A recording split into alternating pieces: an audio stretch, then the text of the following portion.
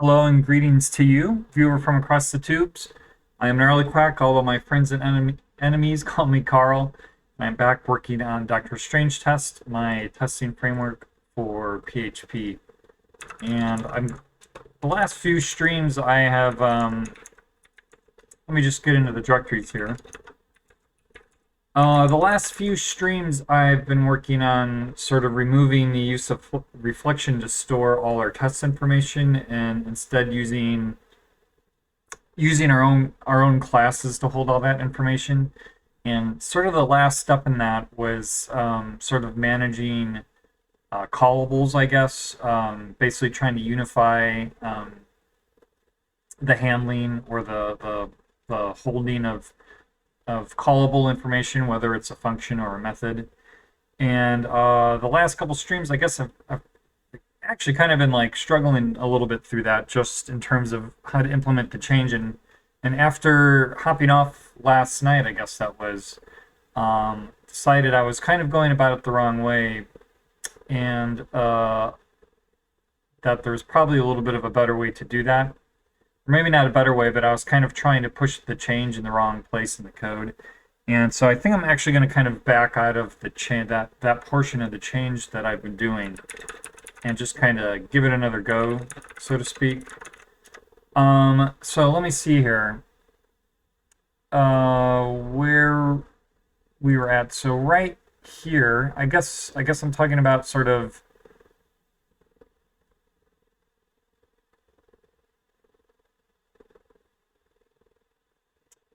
picking up from trunk again. So what has these notes? I guess only work has these notes. So I guess let's move callable info to some other branch to like just work in progress, I guess. And then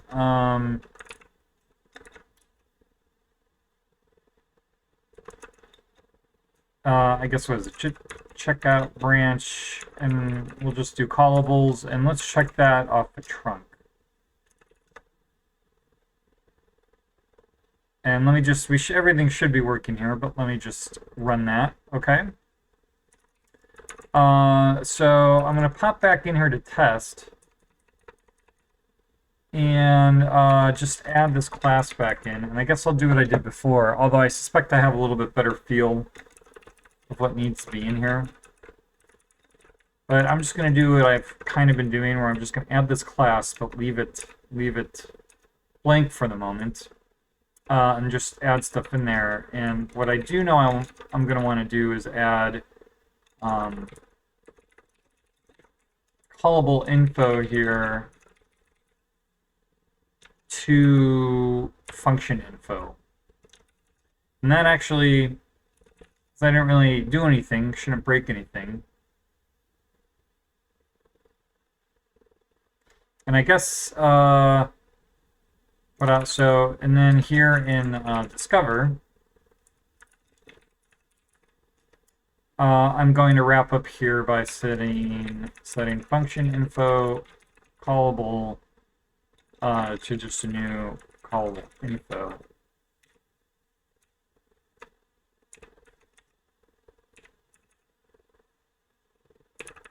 So I can just do that.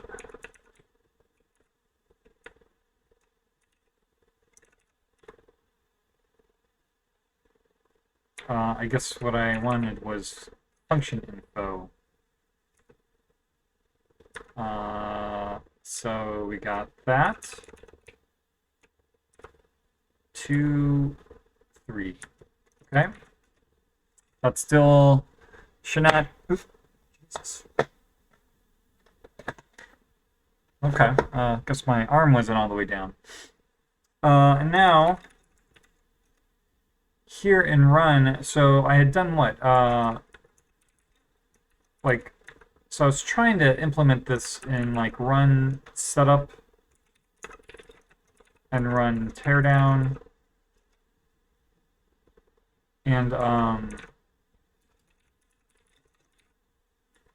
run test, I guess. Oops.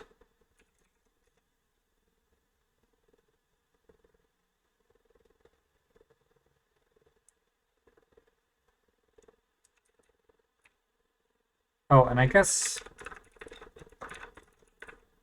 setup was really the only place I needed this file in line. But anyway, so I guess the point being, actually, is I want to implement this here a little bit higher up, and so I think I'm going to start this in run function because it's going to be a little bit more straightforward.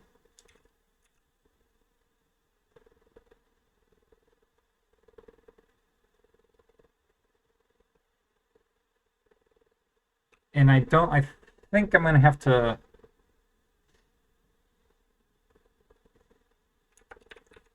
type hint those using PHP stan because they can be nullable.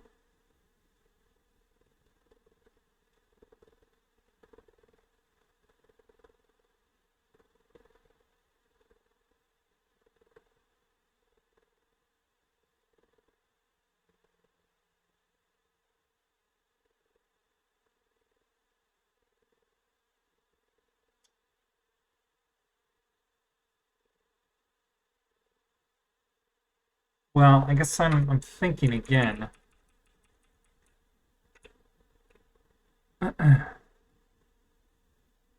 So now who calls run function? I just believe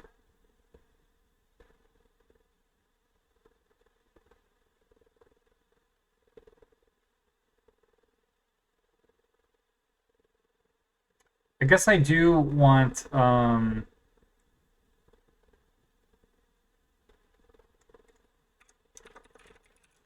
I guess I take that back. I guess I do probably want those to be function info.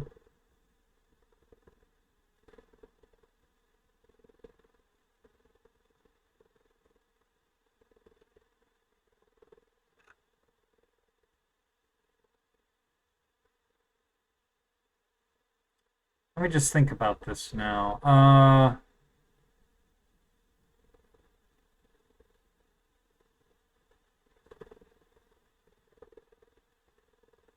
So one of the things I was one of the things I was talking about in the last stream was I was thinking I wanted to keep these as function infos. Is right here we have a check to see right if setup function or teardown function got passed in here.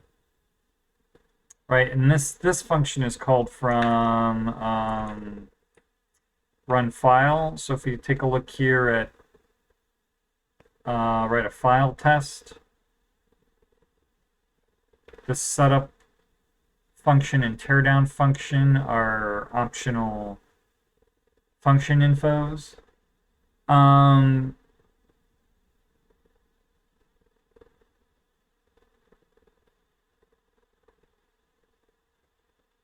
And I guess I want to sort of avoid out here also testing to see if setup function and teardown function are set.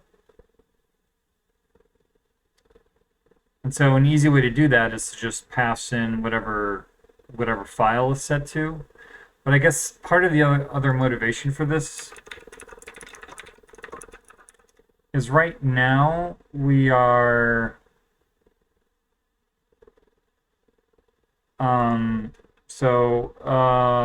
this is in run class where we're testing a test class, and this also has like a setup method and a function method or teardown method. And we're doing the same thing here where I guess there's really no way to avoid that, where we're just passing in we're passing in these method infos, and run method is its own function because it works subtly different than like run function. But I guess the thinking was right here then,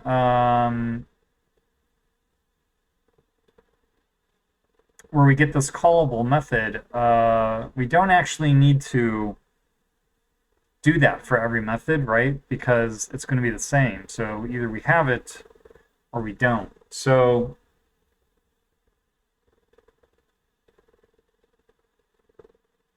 I don't know. I guess I feel like I'm getting a little bit wrapped over the wheel on how to handle this.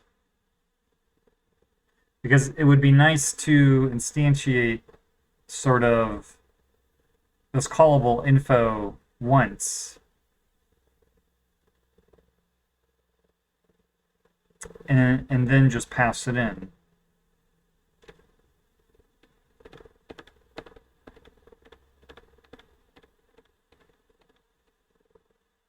But then there's really no way to sort of avoid doing like 2 checks unless I just pass in like, well, no, because we want, right, we're going to be picking off like the file and line information off of this callable info.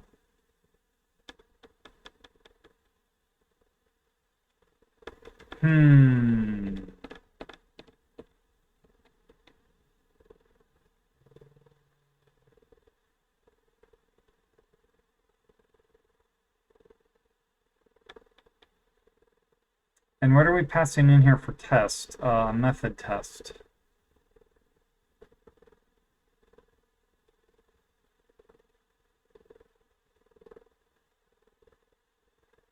I feel like this isn't quite right either.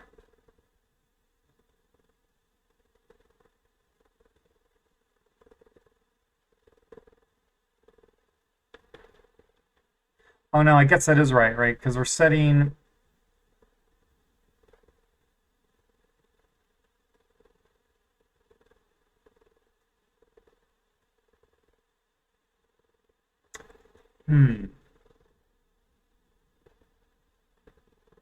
So I thought I had this all figured out, and then of course, as soon as I pull the code open.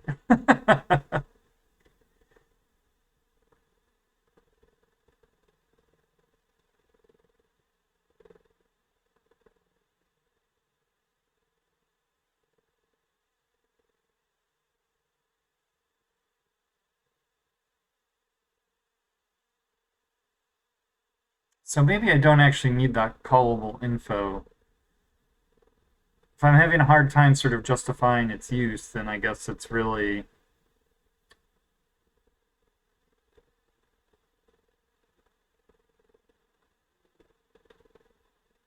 probably not necessary.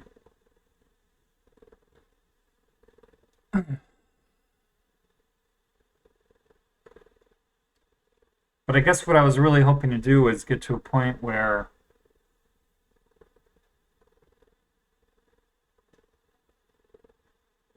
we don't really need to instant like sort of get this callable method once. Like we've already got like basically we have like the callable information already being passed in here. But I'm thinking, right, so this is also having me look, because I was talking about we've added these like function info and method info classes to, which is what we've used to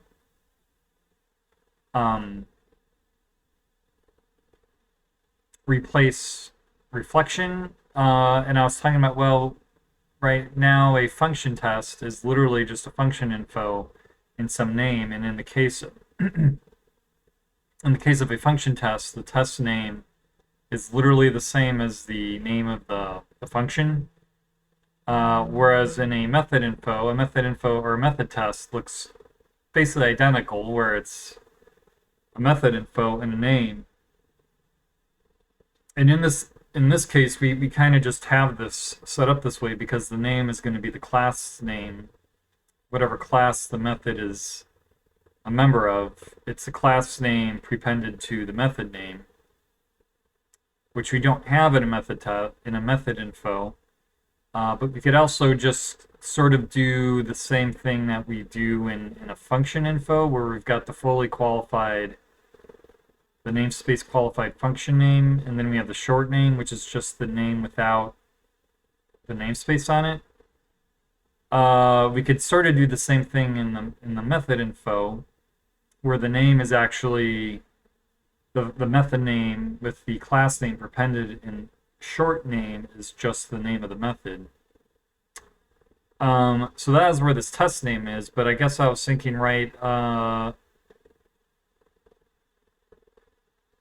we did have like a name for the callable info, and what we're sort of doing is, especially here in a run method, if we have a setup function or in a teardown function, or a setup method and a teardown method, we're just kind of shortening, we're grabbing like just the name of the method and then using the full name of the test name. So the test is going to be, literally something like setup for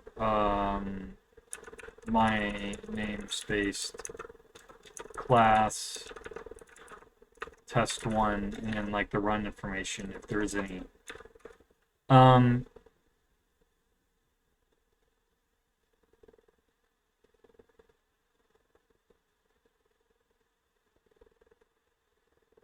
I guess I feel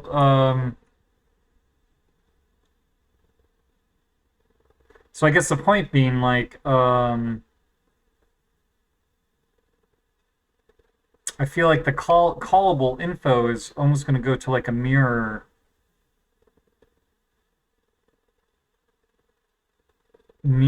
of I mean, it kind of already is because it holds the file, the line, and then the actual callable itself, but we were also giving it a name.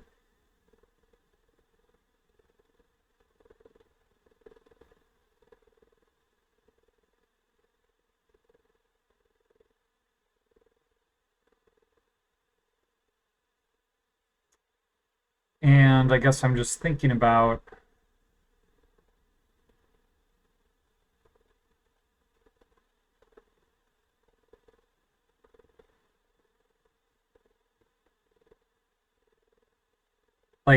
because we have these two different sort of names that we're using for function info and I guess potentially method info, it's not clear necessarily what name we give to the callable info.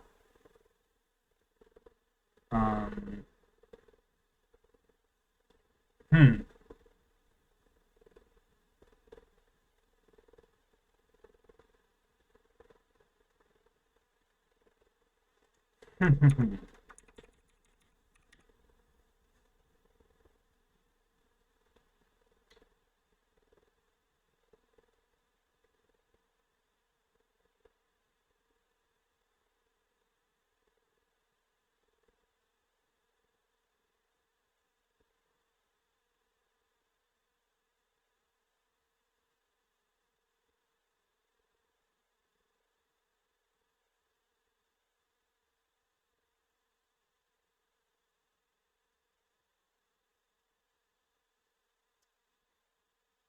Well, so I'm torn.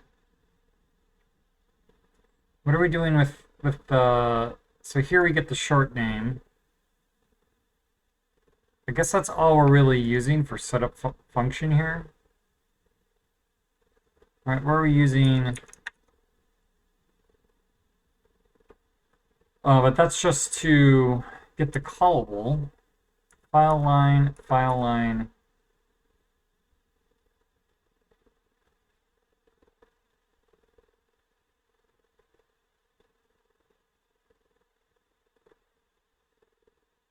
This is another function, isn't it? Yeah.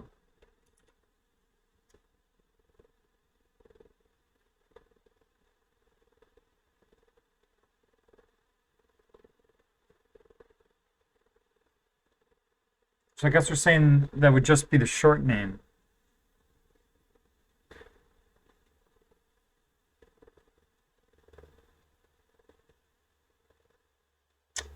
Where else are we? Are we doing anything else with?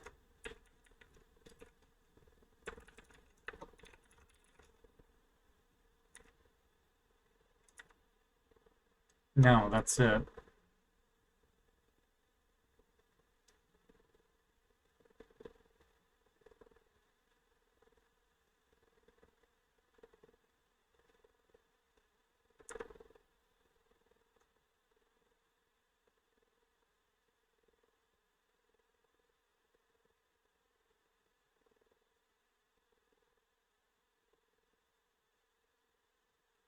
I guess the issue is these aren't really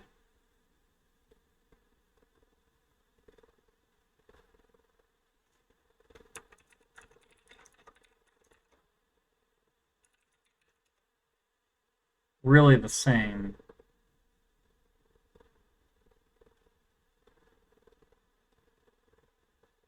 And what does get callable method do?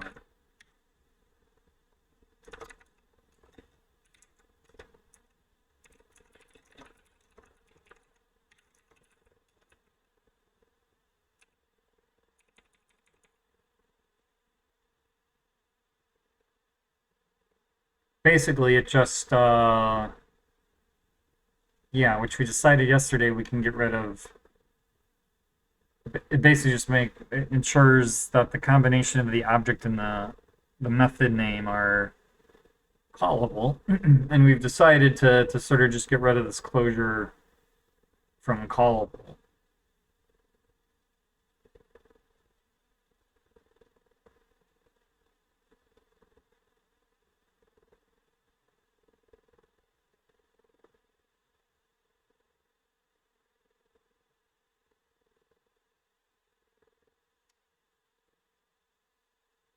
And hmm,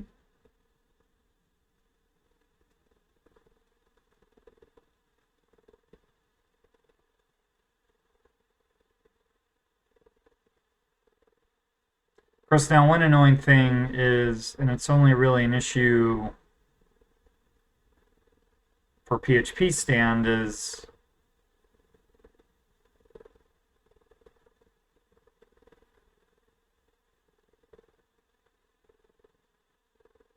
right. It would be nice to only make this assertion once, but that assertion is really only in there to make PHP stand happy.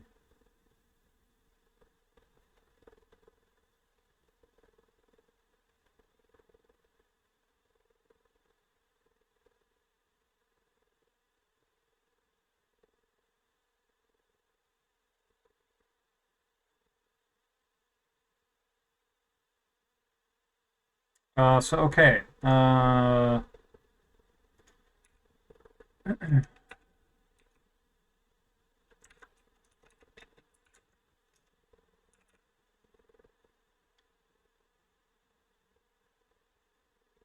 guess I'm leaning towards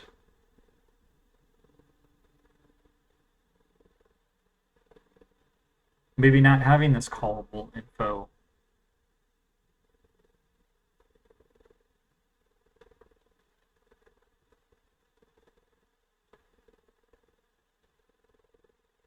Because I guess, right, we're always going to have to check here.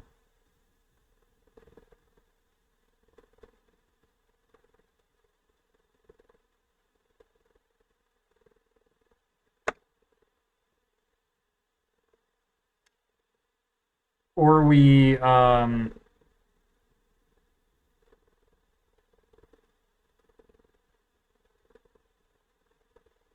I mean, we could sort of like do this processing up a level up and then just pass in a callable that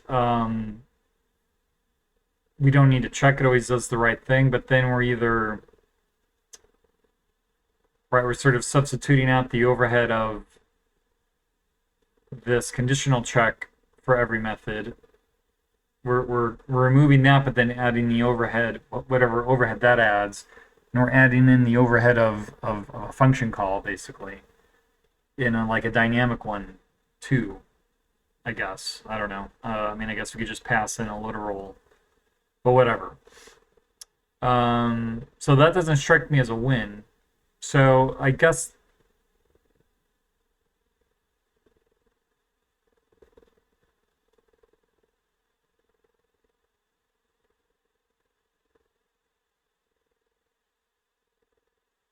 and really what's happening here, right, is we're going from just the method information and getting an actual callable, which we can't do until, right, we get this object.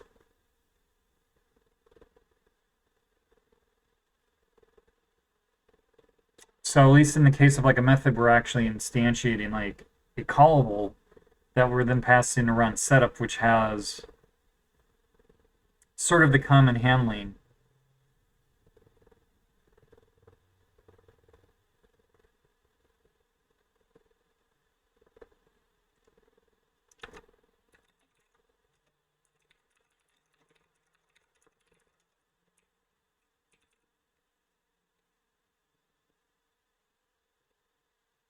So here we wouldn't even need an assertion because we've now type hinted the name of a function info as a callable string.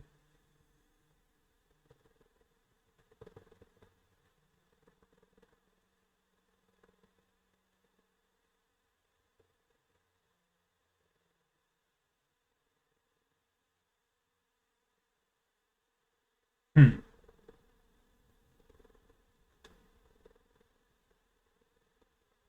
And I guess kind of the other reason I was sort of thinking about changing this from the way it is this run setup is the only like of these three functions where we kind of get a callable out of the actual like function and test information that we have. Like this is kind of this part is where we're sort of pulling all that information out, and then it sort of hands off the actual execution to basically these three functions: run setup, uh, like run teardown, and then running the actual test. And kind of the other reason I wanted what I was doing before was I was actually handing the callable info down into these functions. But setup is the only time where we actually need the file on the line. Run tests just need the name and then the actual callable, and same thing with teardown. And then, so it doesn't seem necessary really to pass the entire structure down in case, unless of course you already have it, but then there's also here where for sort of teardown functions that could be registered, we were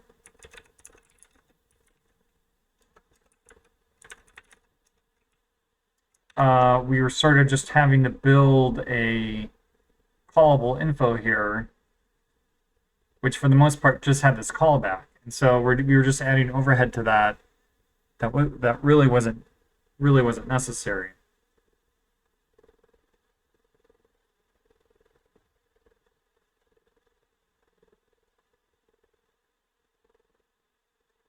And right, the other thing I guess is because we're not just we want to associate the setup in the teardown function or method with the test, the specific test. So we're kind of playing around with the name a little bit. This processing happens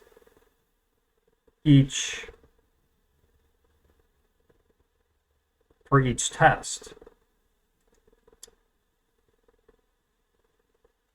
So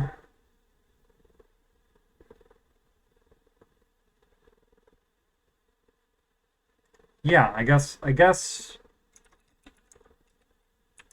what I'm the conclusion I'm talking myself into is we don't need this.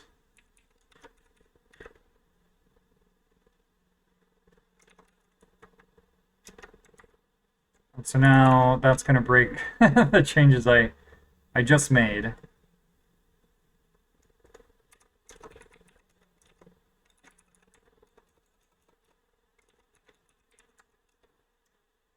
So 521, we don't need that. need that, and 211, we don't need that.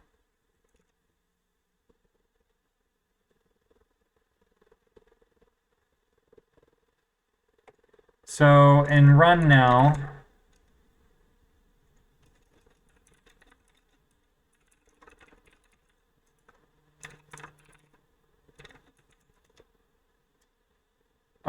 where are we doing all of this now? This is all in run. This is here where it's defined, so 757.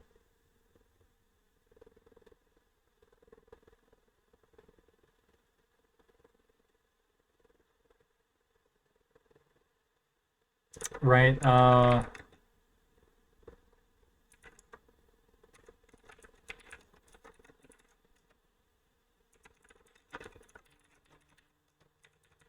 right, that's a callable name. So we don't need this anymore.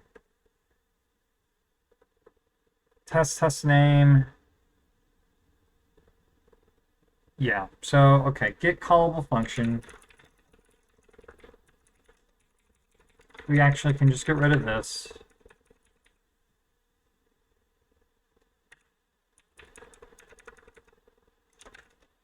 And I guess instead of using that grep, we'll just make that.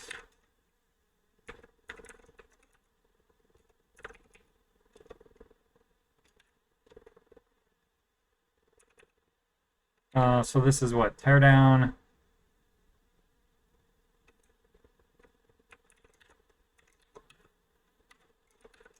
Guess that's what that is going to.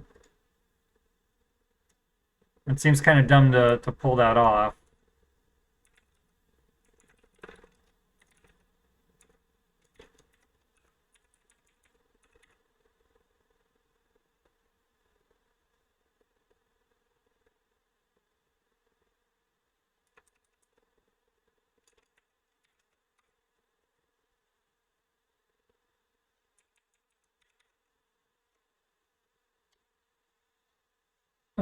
So 738.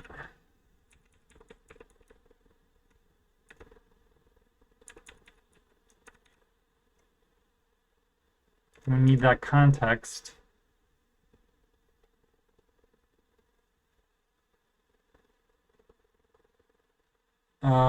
Yeah.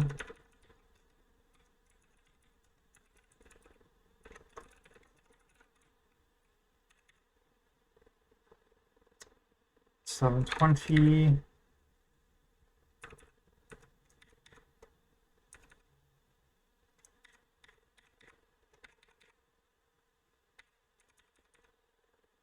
I don't know what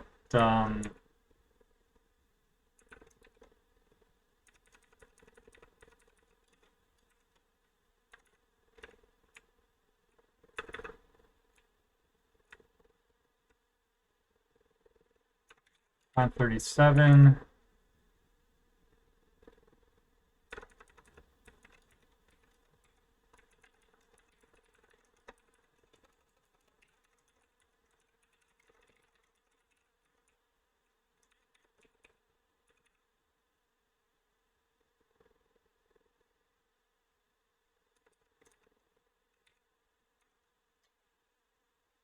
Uh,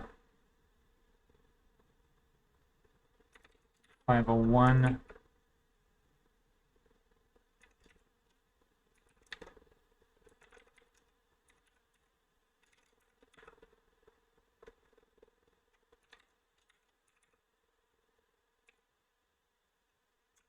$75.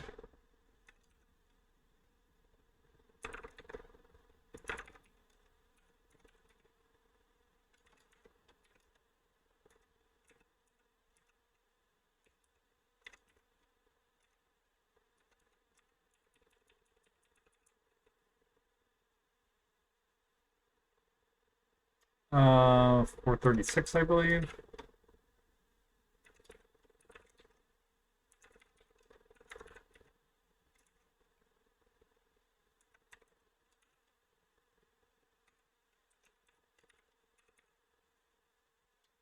Uh, 409.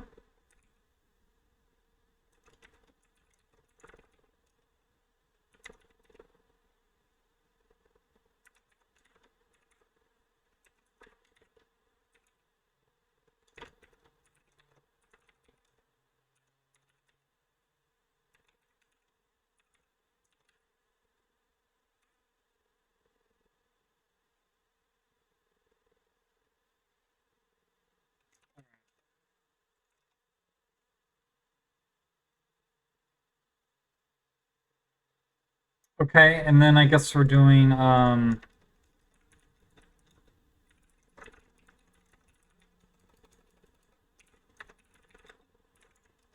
same thing there.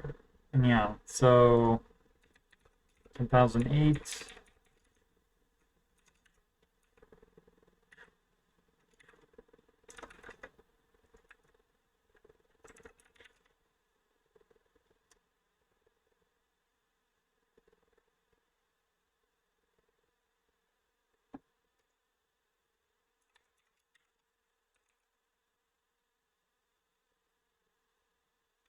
So this is going to be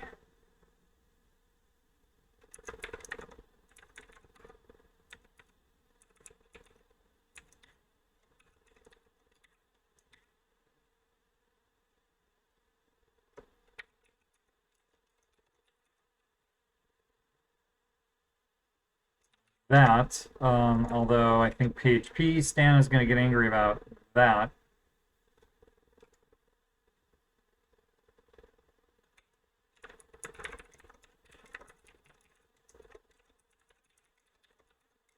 And I don't think there's any way around that. Yeah.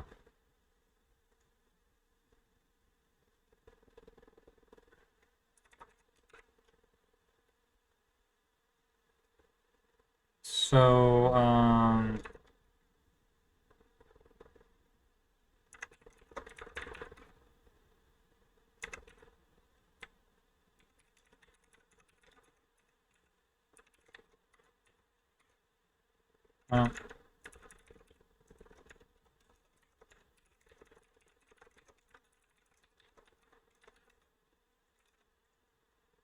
595, I guess.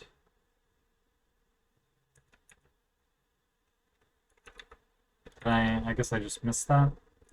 Yeah.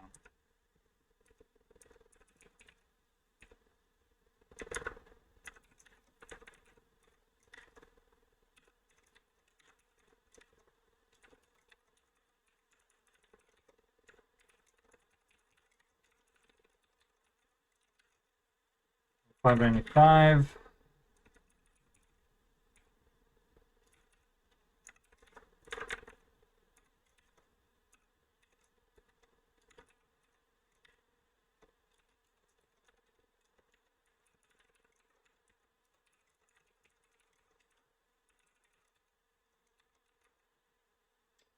$5.69.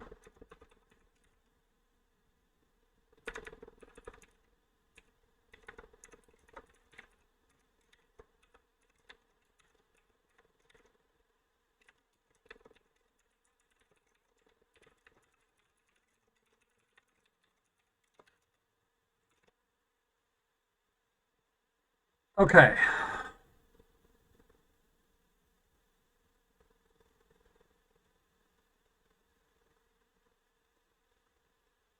So I guess that's all we're gonna do.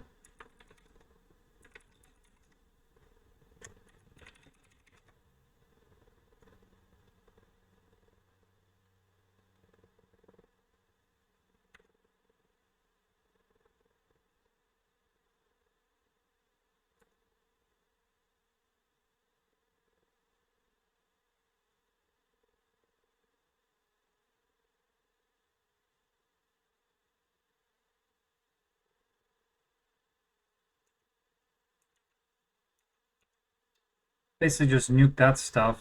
And I don't know. I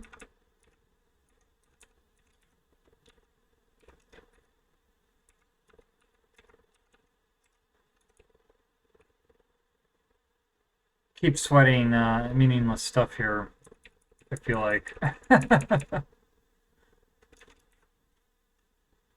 I don't know.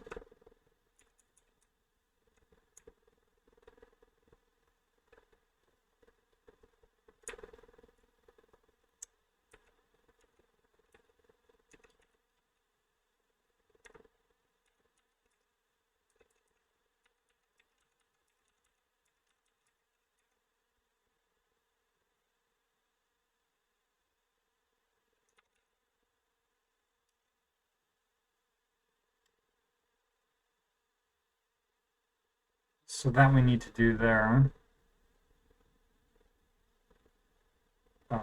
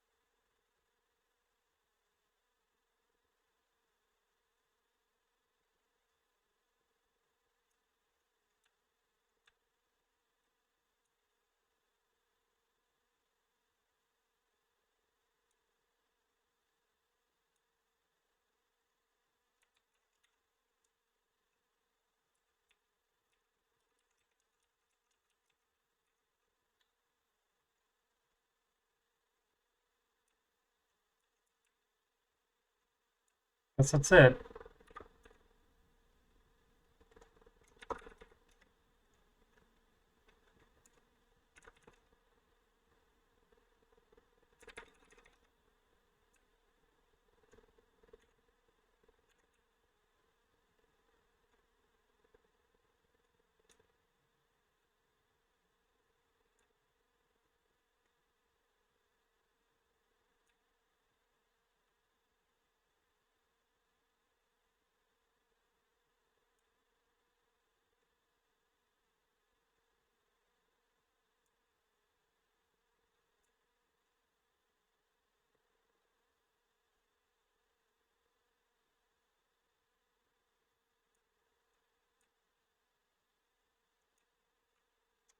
I guess while I'm here,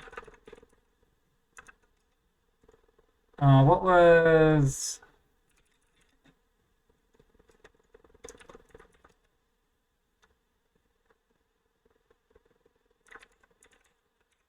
I guess we can just add these in there too.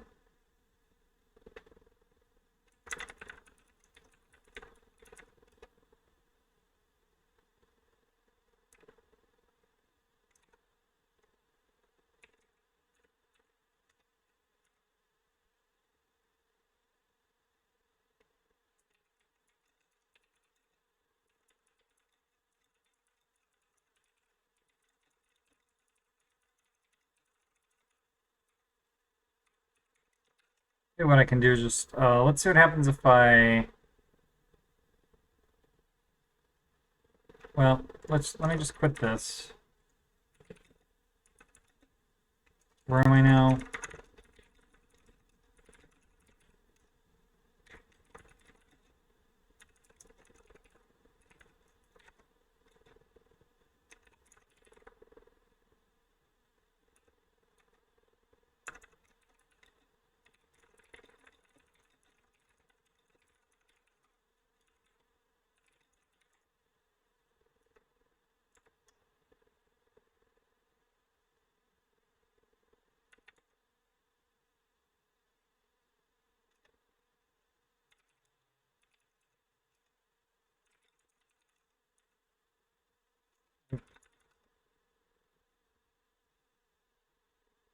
Okay, I actually just did that.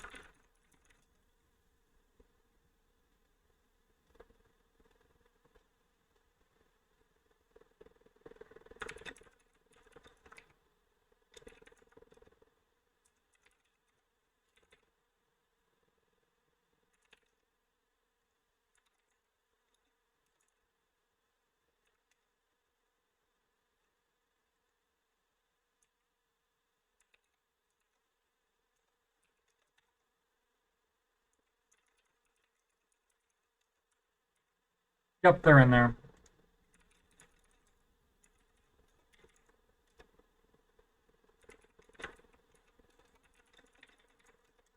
So I think we can, what do we have up there? Do I even have this reflection branch locally? No.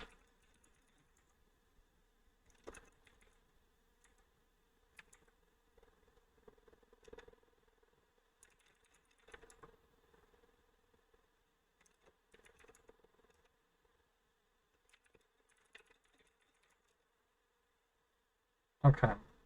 So let me just go quiet or private here and make sure I'm logged in to GitHub.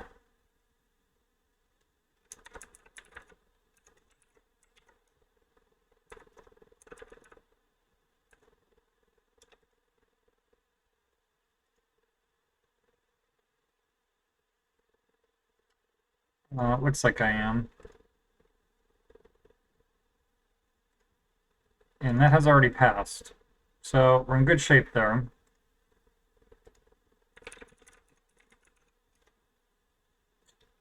So we're going to get rid of, I guess,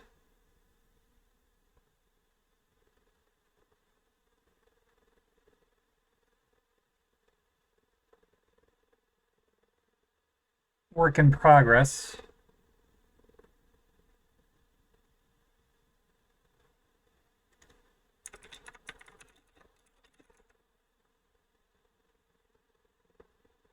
Just gonna get rid of that.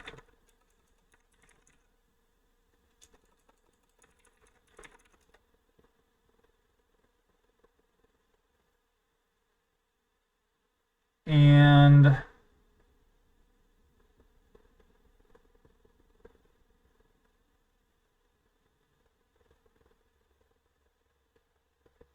guess we're also gonna get rid of work. And then I actually want to pick off this don't throw, but I don't want it to commit right away. So how do I...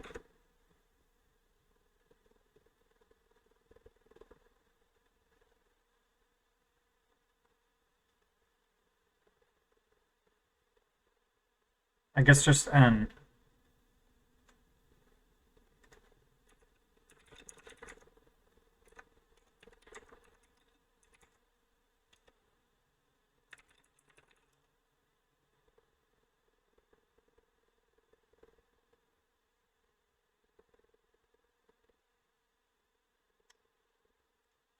So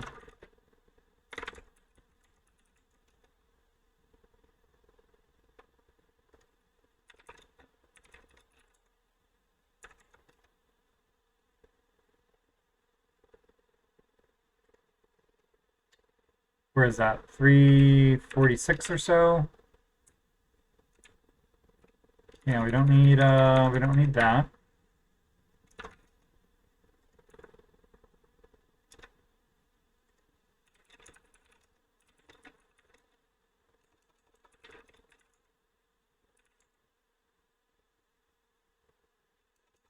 How if I just do that? And then this is in,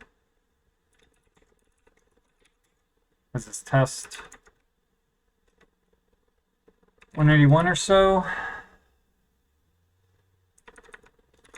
Yeah.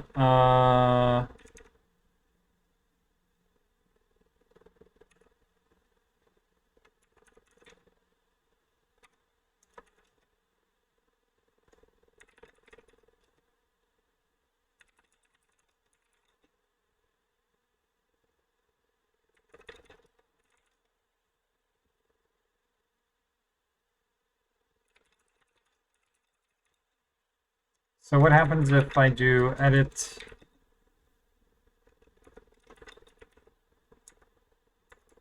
neon and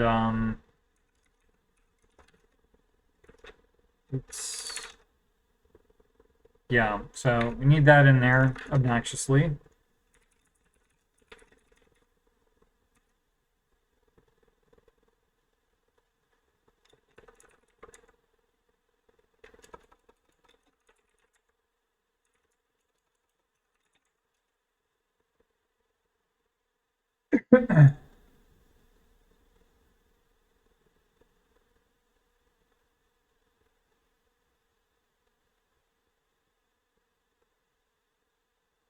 Yeah, so looks like that's what we want. And this is don't throw when loosely comparing values. Save the message for me, kindly.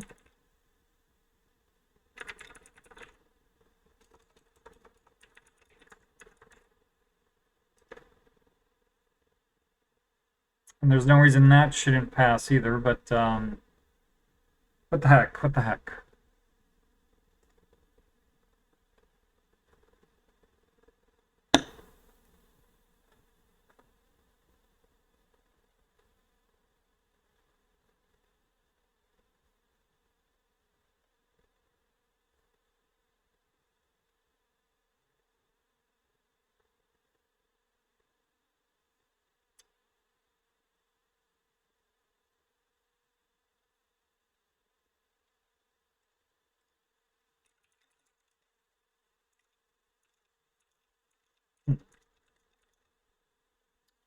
Okay, cool.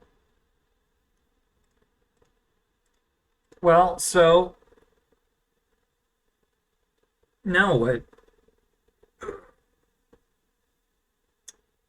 How long have I been going? I doubt not very long. Well, I was just kind of sitting here talking to myself for a bit. I think literally. I guess.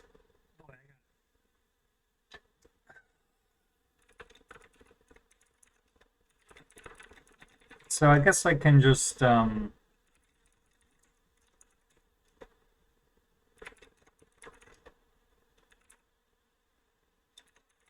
can delete fix now.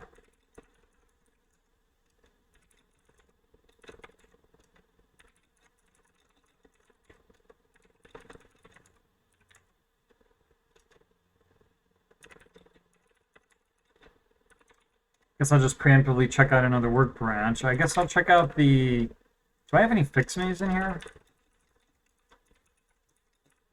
I feel like I don't, but oh yeah, I guess I do. Well, I guess it's a fix me, so we better go fix it, huh? That's in what? Output? So we have what? Format, and I think what I really want to do actually is just inline this wherever we call this. Because we have this other stuff going on here where we're checking if it's an instance of whatever, and we can just wrap that into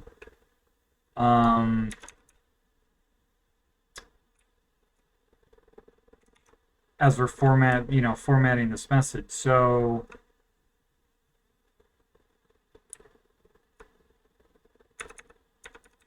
this will go into output event. This will go into skip event. Those go away.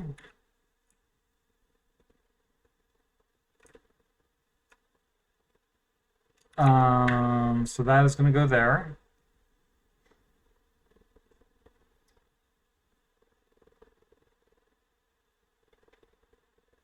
So that turns into that.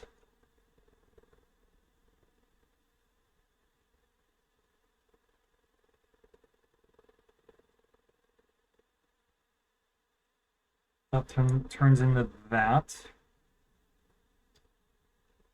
Right, and I guess this was informed by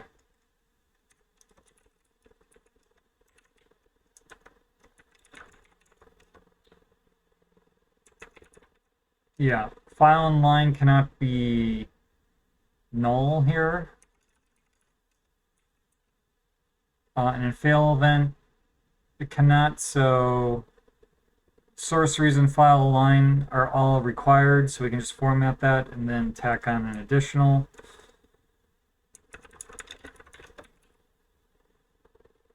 But not here, so source and reason are the only things we have. Then if we have a file and line, we tack that on. And if we have an additional, we tack that on, and then skip event.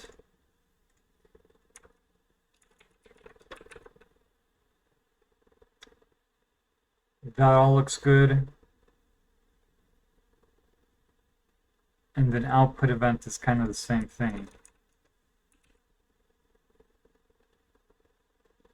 Source and output are the only things we have.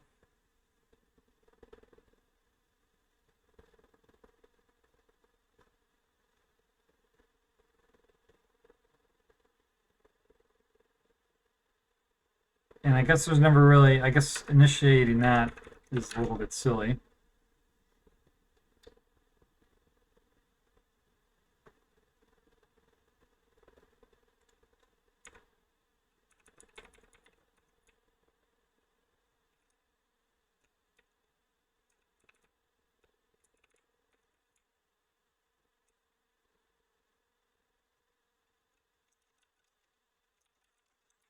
If that does anything special. Oh.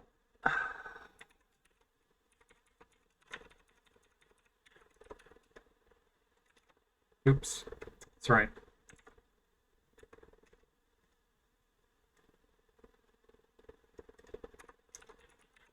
Okay, so that was my only to-do, right? Or fix me.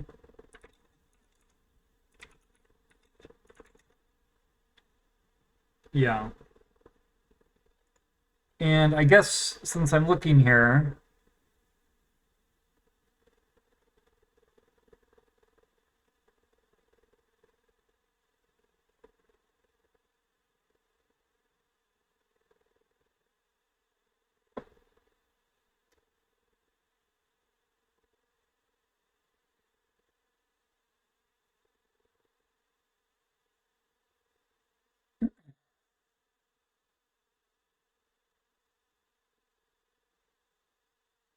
I feel like I want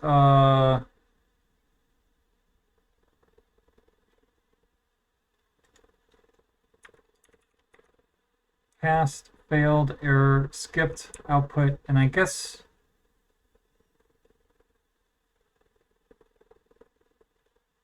I don't want to say in here.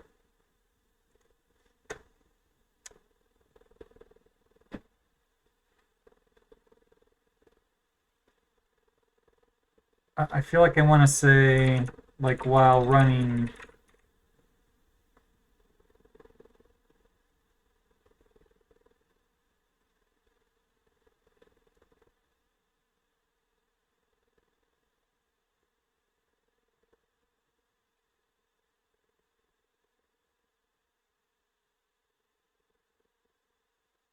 Well,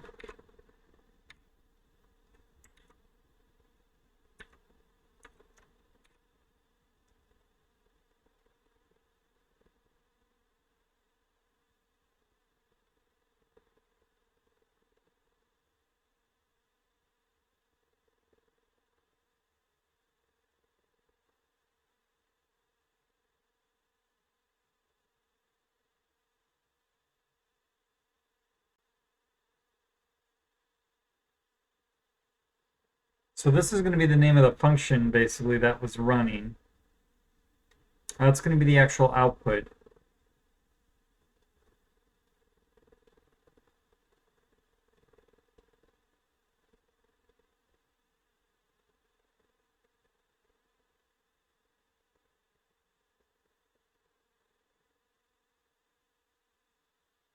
Maybe I put that while running blah.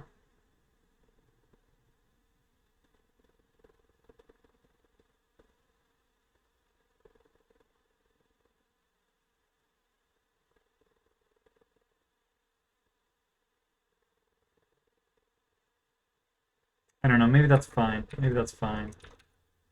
I guess the only thing I'm thinking here, right, is this is not the sort, this is not, right, we can't actually figure out where the actual output was coming from. And so this file in line is not like the actual location of the output that you're viewing. It's the file in the line on which this function is defined that was running, well, that the test framework was running when output happened. That's like as close as we can get. Whereas all this other stuff, right, this tells you where the skip was thrown. Yeah, this, if there was a file in a line that tells you where the error happened, here where the failure happened, because that's converted from an exception. And then this is the file and line on which the past test was defined.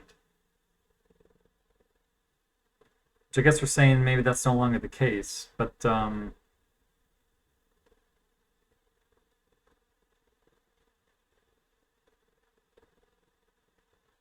maybe not. I don't know.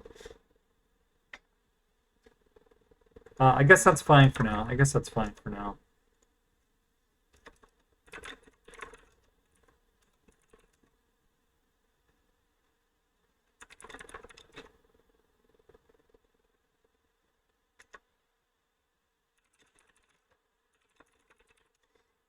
Um,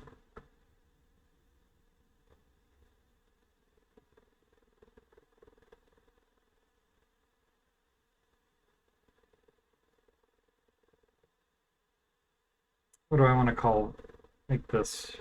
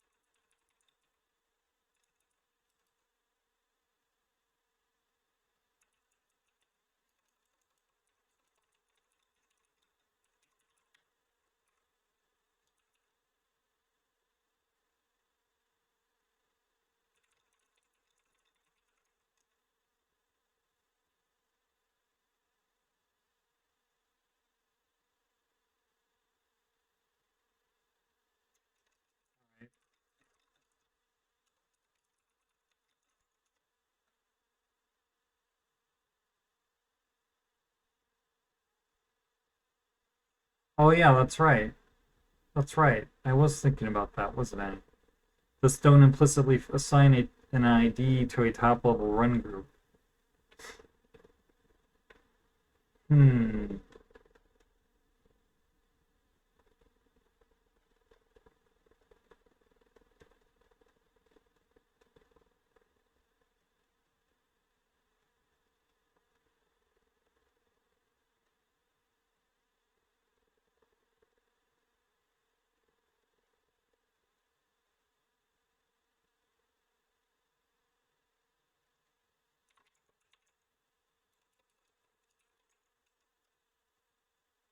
So what do we have in here?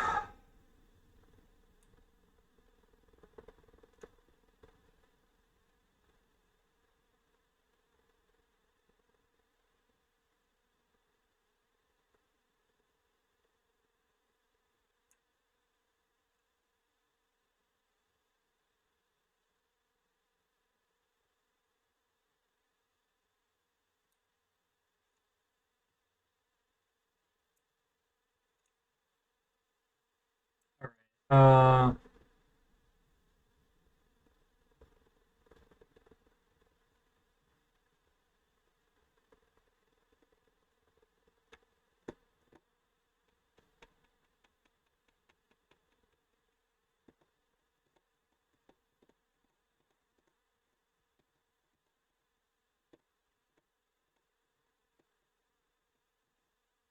Hmm.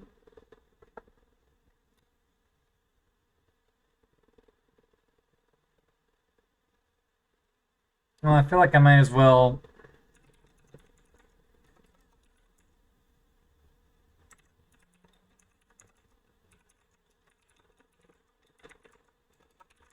Push this up. I don't think there's any way that doesn't work, but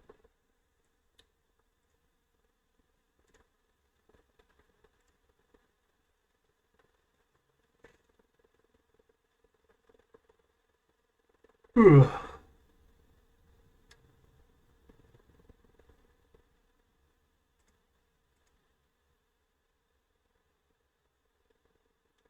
I know it's been a very short stream. I guess I gotta decide whether I want to try and do something else.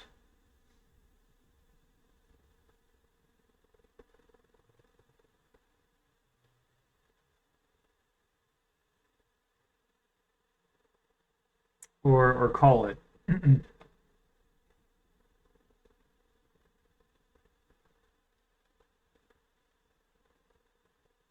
Hmm.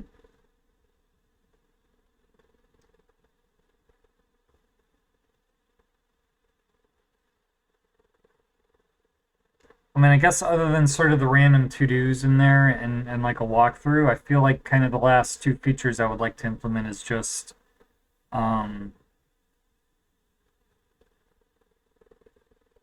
making things case insensitive, where they to match the behavior of PHP, and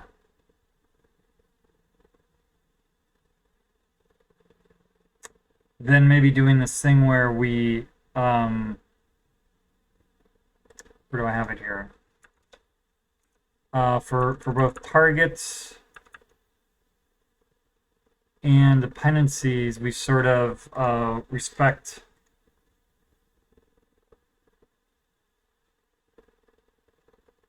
Well, this really doesn't have anything to do with this, but they just feel related. But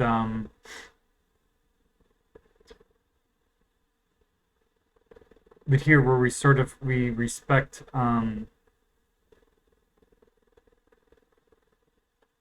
using statements in whatever file that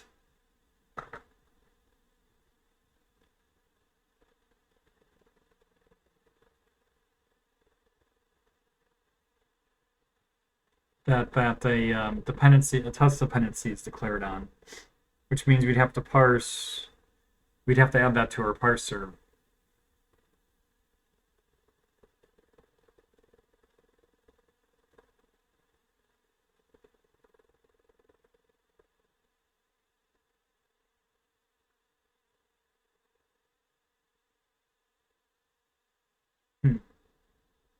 And this, I guess, really doesn't. This feels similar, but it's not really. This would just be sort of.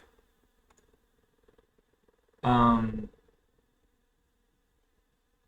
I mean, this work could maybe be build off of each other in some way, but this could be as simple as just keeping track of what namespaces are defined in a file.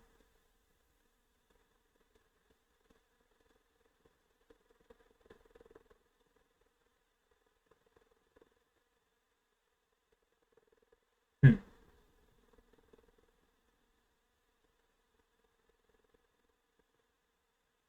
Yeah, maybe I push on with some of this. Just like I said, I'd kind of like to get this done sooner rather than later.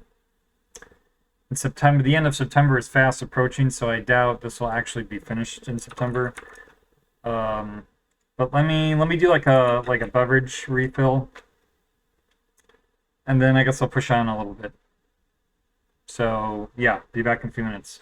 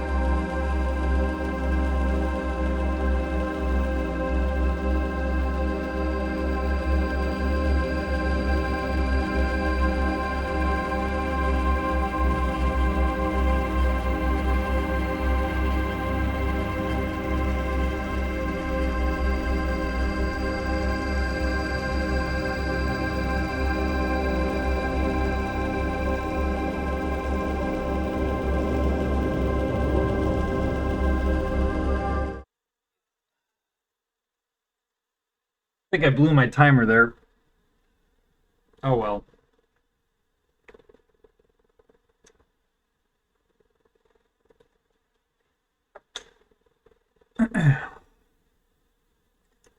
I don't think there's anybody watching me anyway, but let's see here. So did I look at this? I guess I did.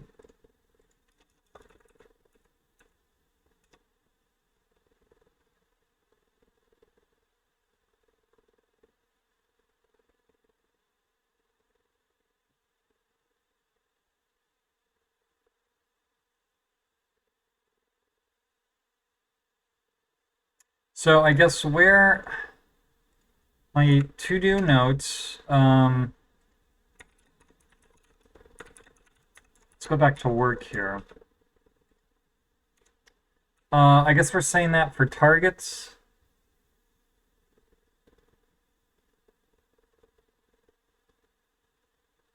And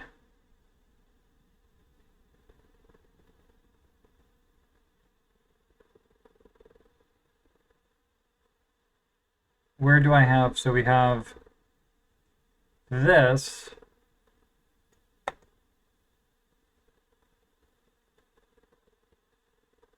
I guess that would theoretically also apply to this depends on.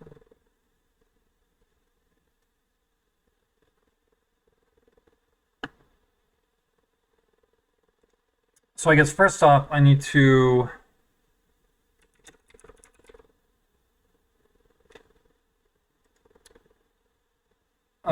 let's see.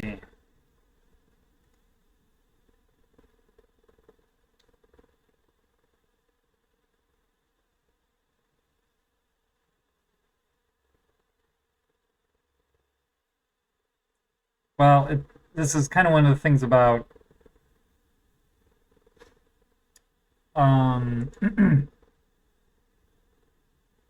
PHP is, right, it depends on what you mean by an identifier. Variable names are case sensitive, but like function function identifier excuse me. Function identifiers and namespaces and class names and stuff are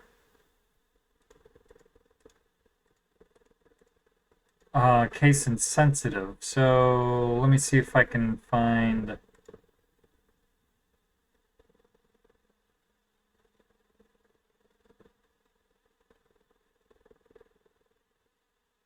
And I think there's also a few places where if I'm validating a function name,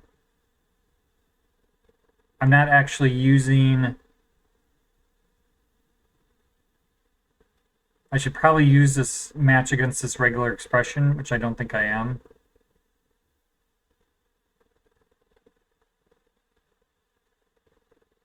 So case insensitive for ASCII characters.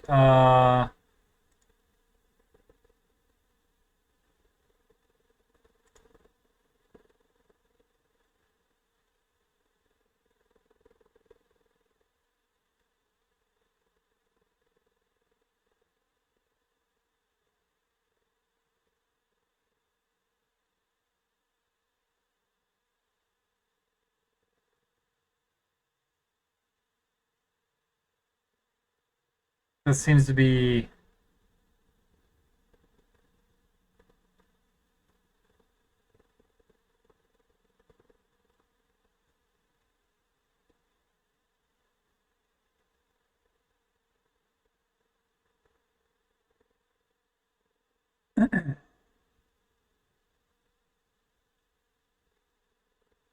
That's the same regular expression. Um,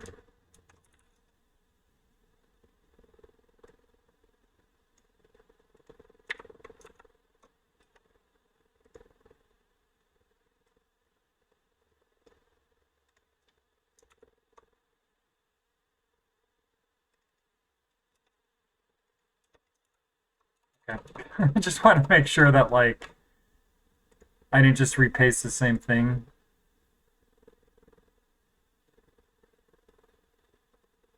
Namespace names are case insensitive.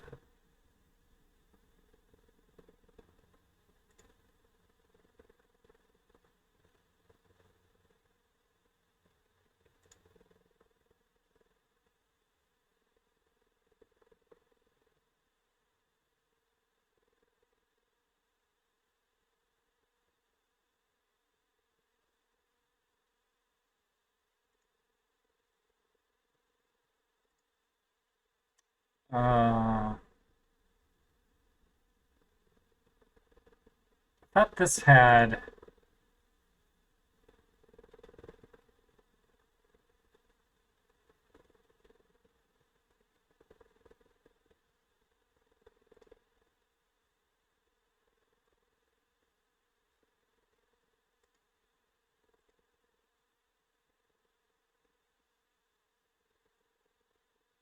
Okay, well, that's a bunch of nonsense on that.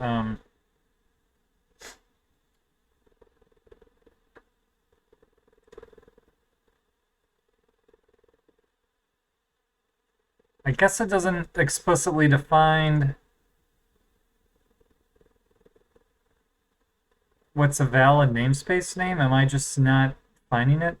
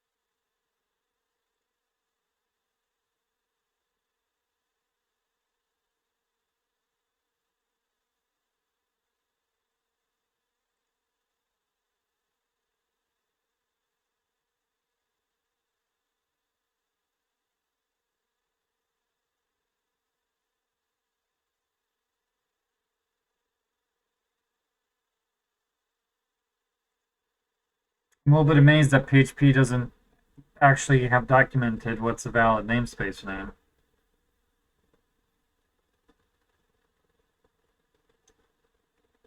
Hey, Schoolie, or Type Error, how are you? By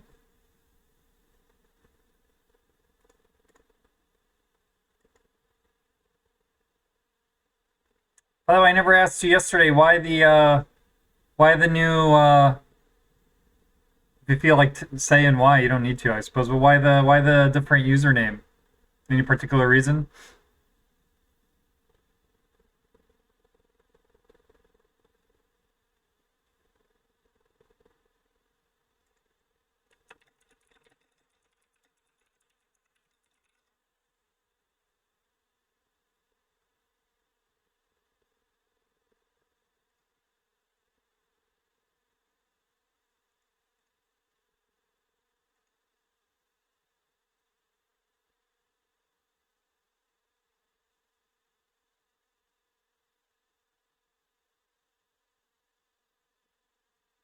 Is this the same regular expression?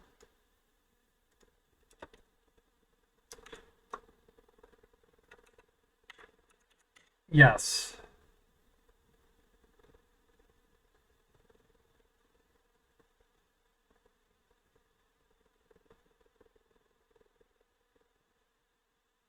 Oh, okay.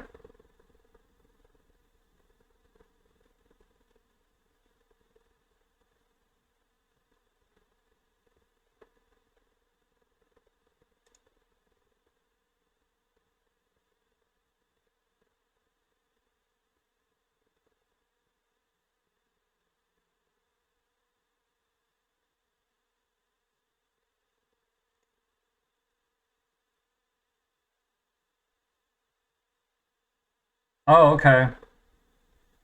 Oh, it's you seeing the doc tomorrow? Right, wasn't that this week?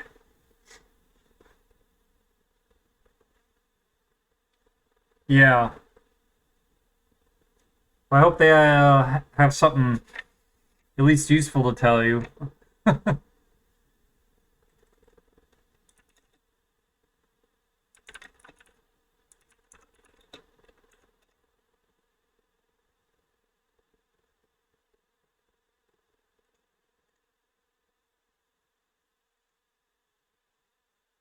Where did it say this? Oh, right here. That note is specific, but okay, so but what I think is the case. Yeah, thanks for stopping in. I don't know how much longer I'm going to go. I'm kind of. I was thinking about wrapping up already, but I'm trying to stay motivated and just punch out another feature. But thanks for stopping in and saying hi. I hope it goes well tomorrow, or at least not bad. Sometimes that's all you can hope for.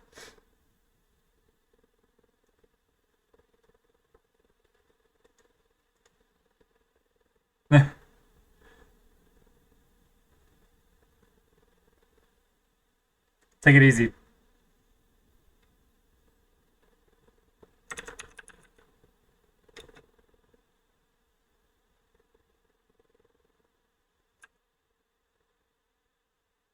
Okay, so I assume the rules are the same where it's where was this note I found?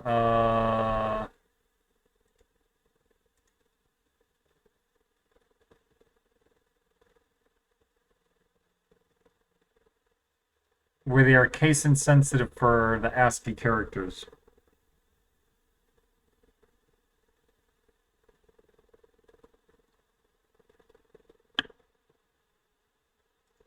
So I guess what we want to do then really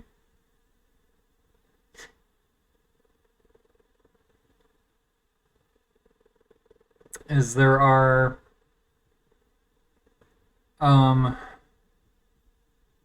I feel like, so first off, I feel like I want to pull off this regex,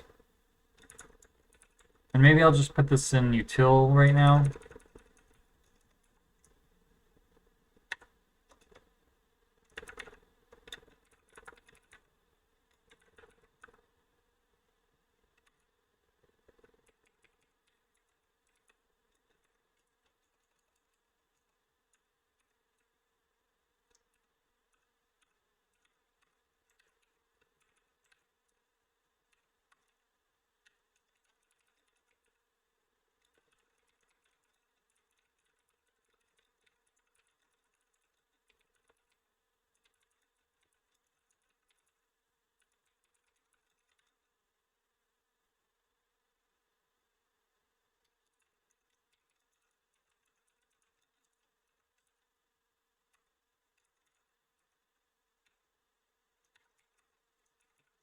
Okay, so I just want to stick that in there.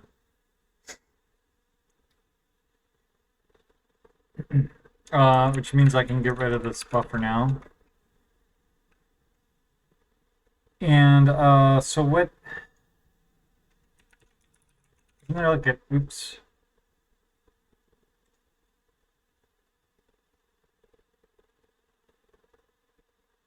So what is the inverse of this? Word?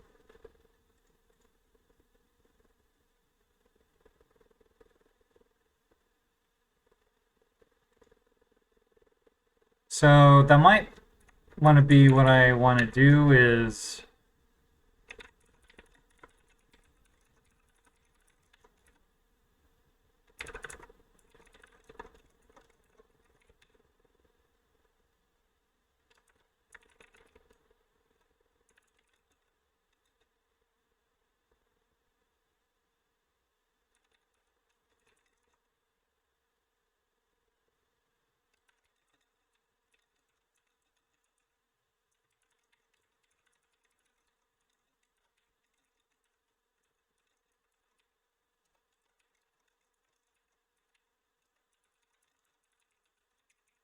so now I gotta pull up my ASCII table.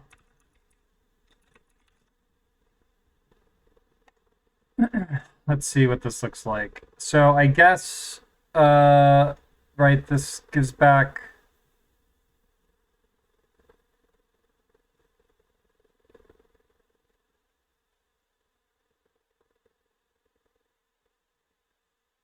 Okay.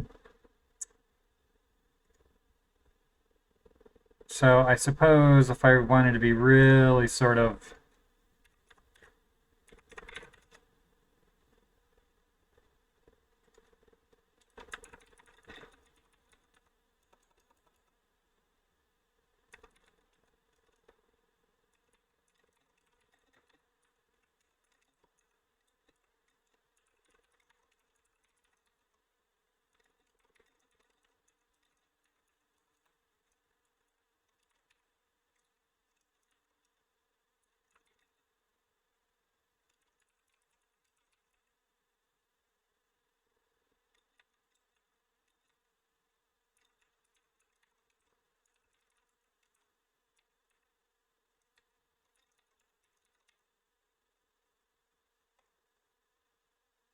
Nope, I need a comma there.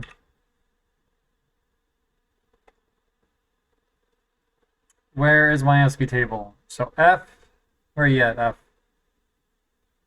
is 102, A 97, and R is 114. Yep.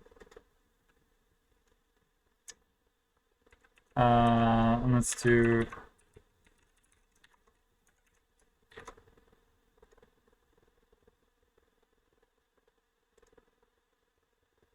and F is 70, A is 65, and R is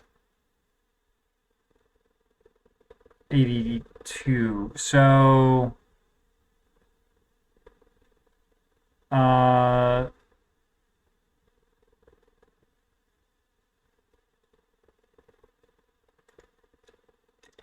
so I guess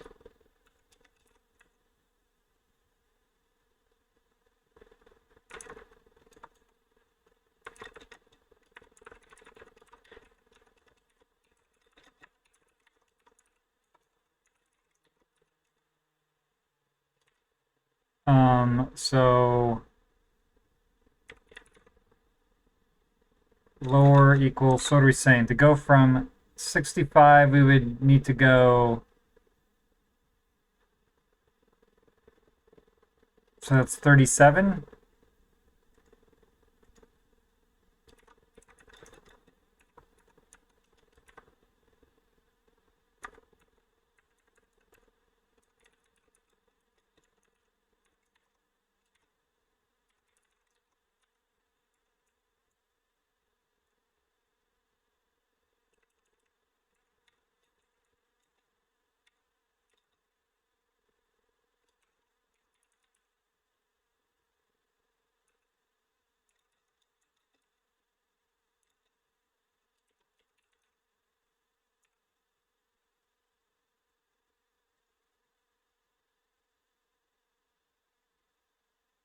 Well, I got that wrong.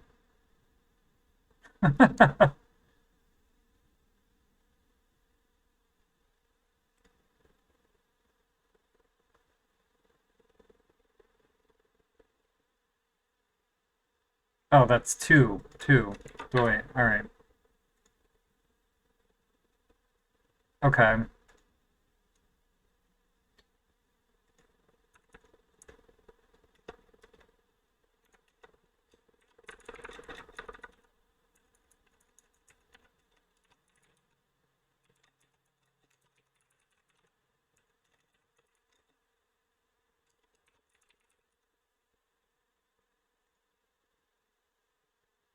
Okay.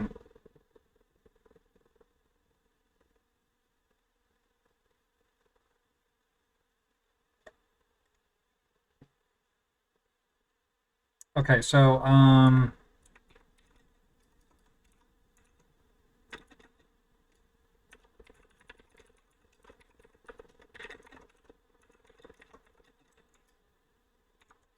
it is A 65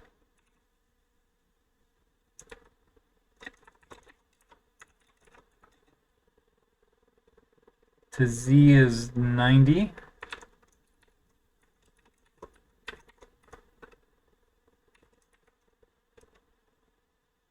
Oh,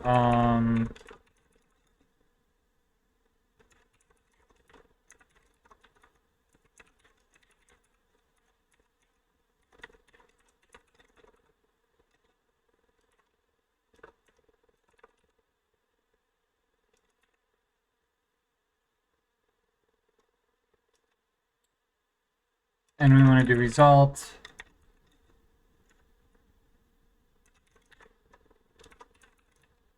I think that's what we said here. Yeah.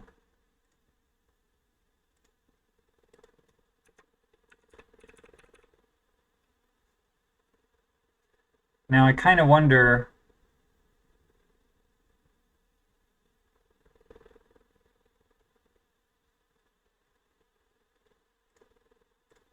So let's check this out. A to Z.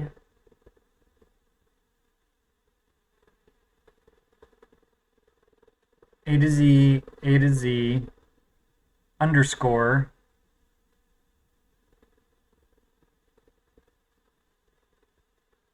And then the numbers 0 through 9.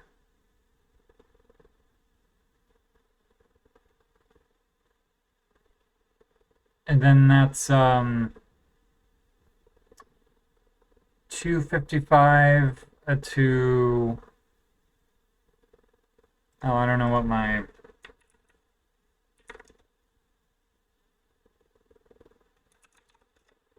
128.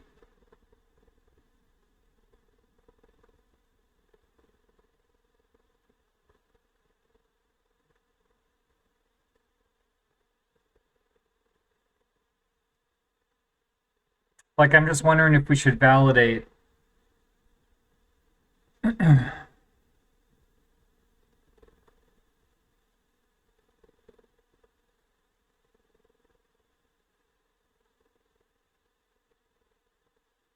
Validate that, I guess. That's what I'm wondering.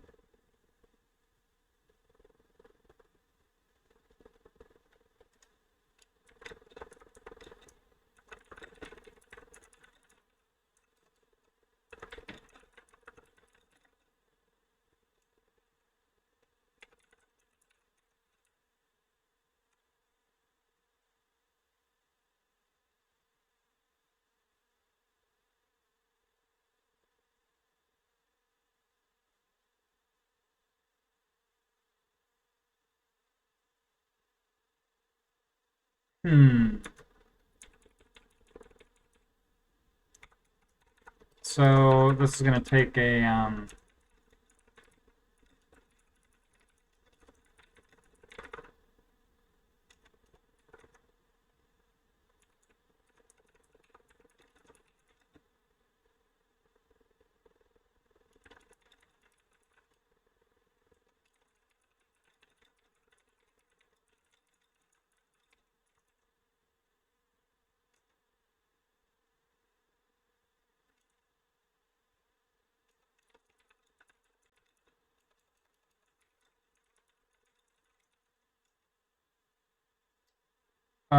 so that's 48, 48 to 57 numbers, but not for the first character. And then we've got 65 to 90 uppercase ASCII characters. We've got 95 underscore. And then we've got 97 to 122.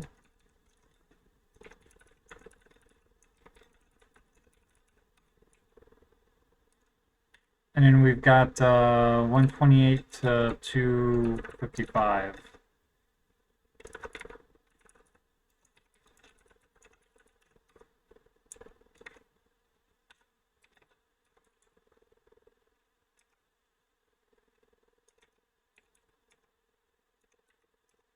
Oops.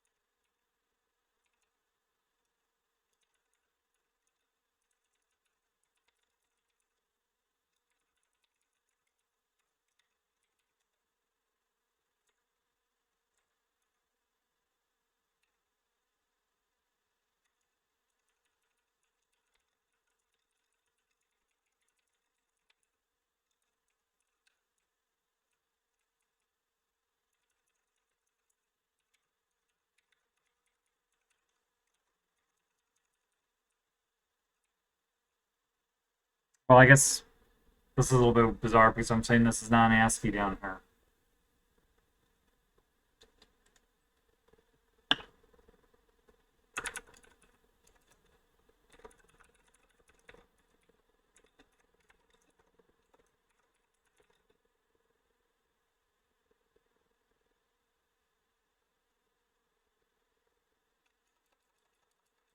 I don't know. I think this is what this is basically saying is it allows non-English identifiers. That's essentially the upside of that. So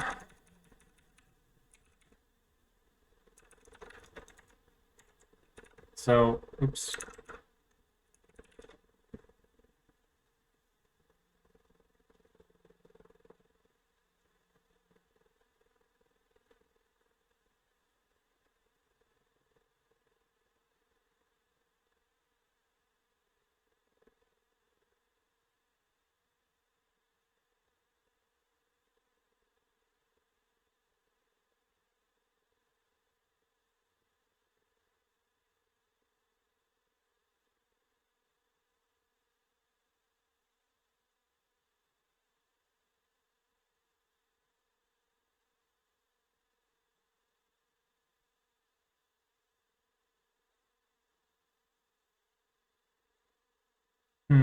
I'm just wondering.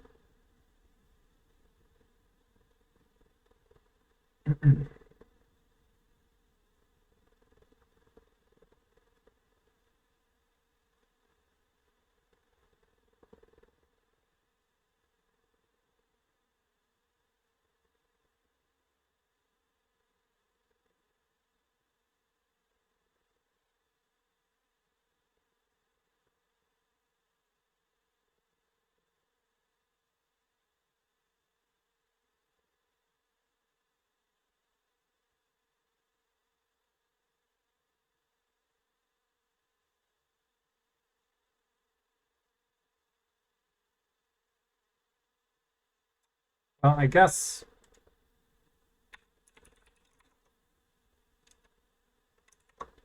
Um,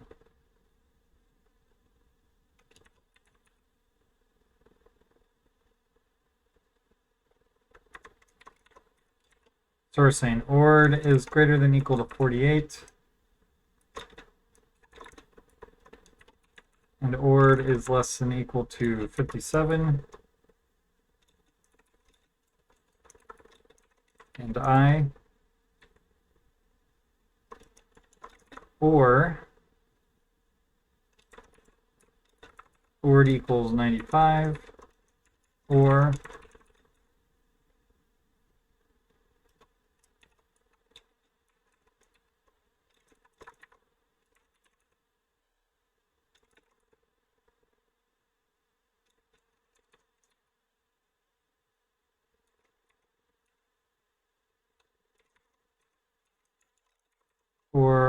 ord greater than equal to 128.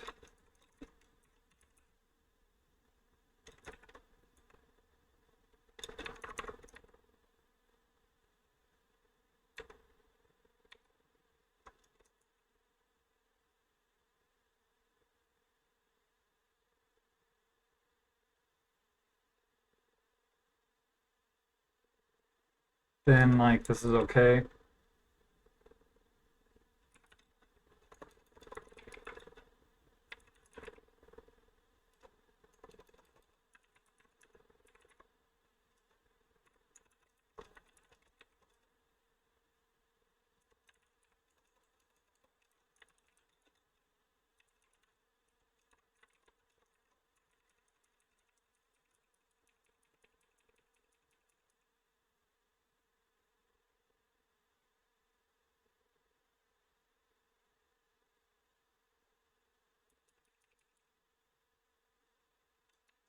I mean, I guess I could do not.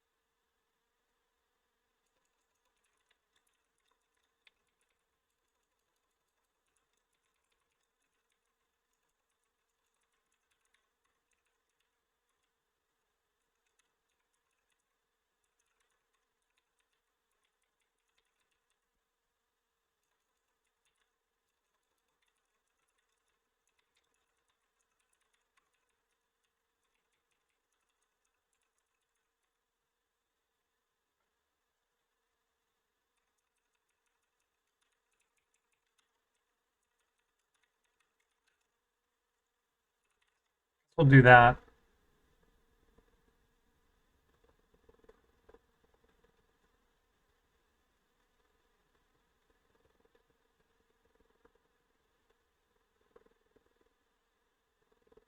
Yeah.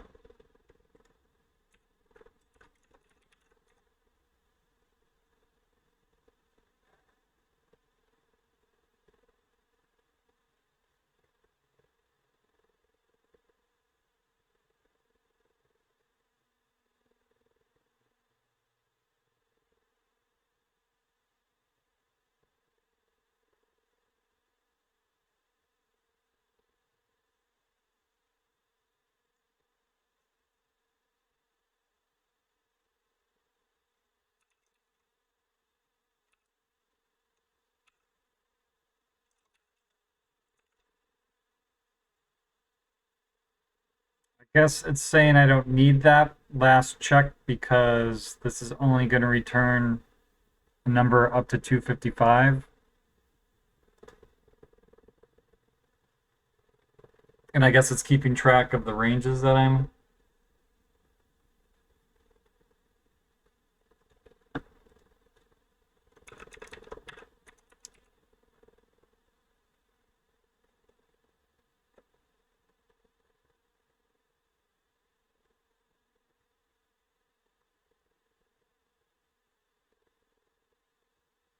Okay.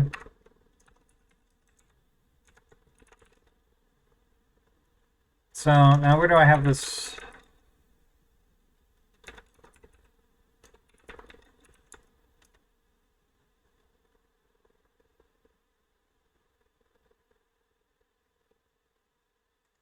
Discover.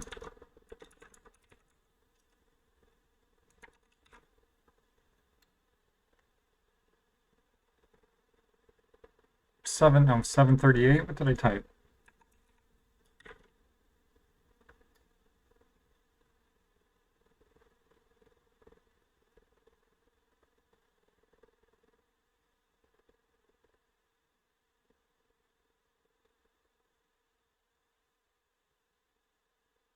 So wherever, I guess what we're saying is,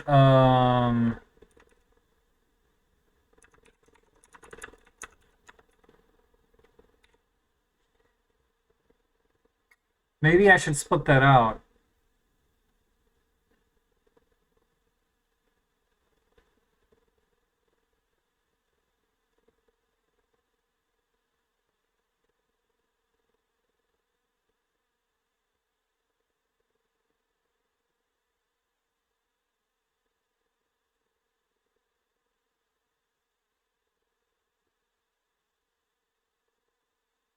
Like, so here's the thing. We're going to get, right, this is going to be coming from two different places.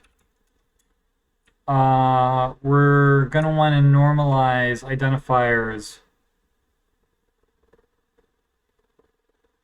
that we parse ourselves, so we don't need to necessarily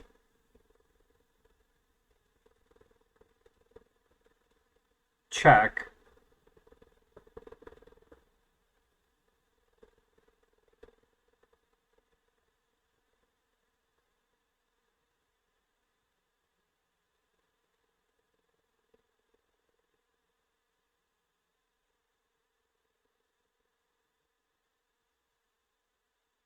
Well, I guess I don't need that to do because I literally just did it.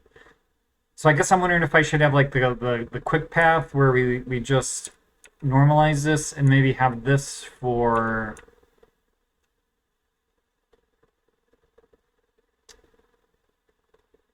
um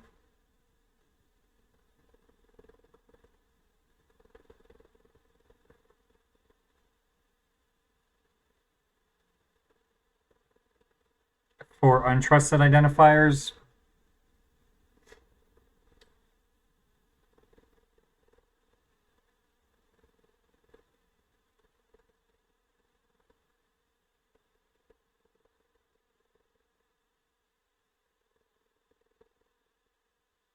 So I guess that's what I'll do. I'll do normalize identifier where a valid identifier This is only going to return string or false.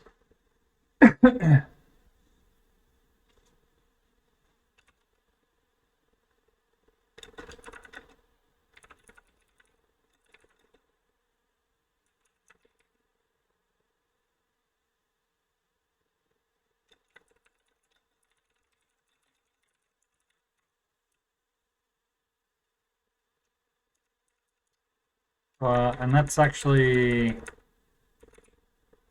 bump this out here.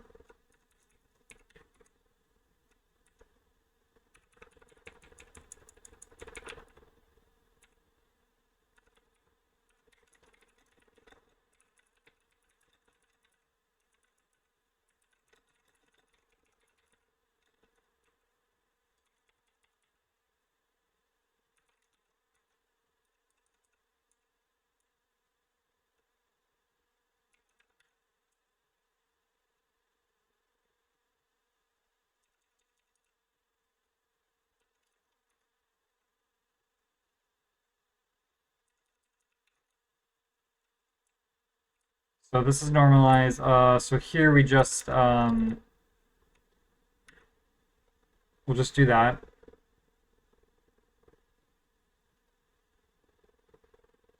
And then this is going to be validate identifier.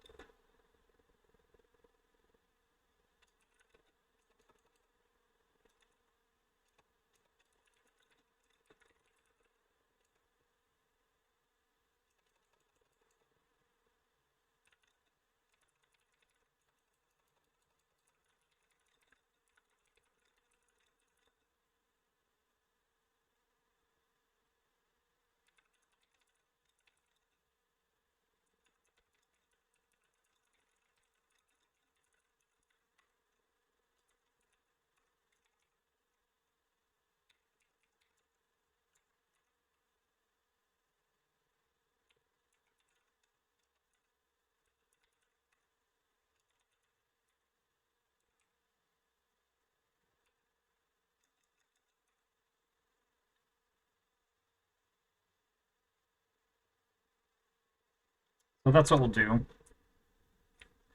And we don't need this node in here.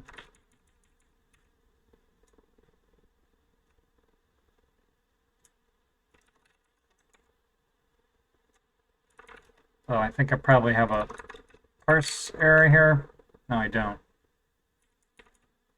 So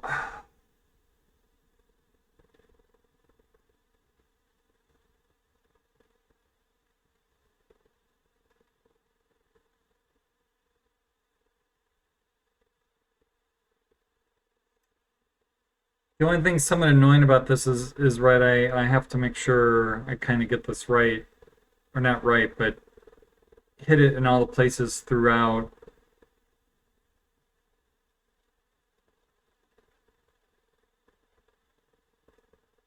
The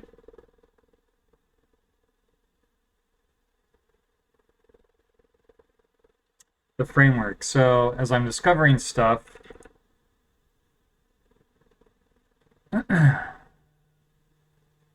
so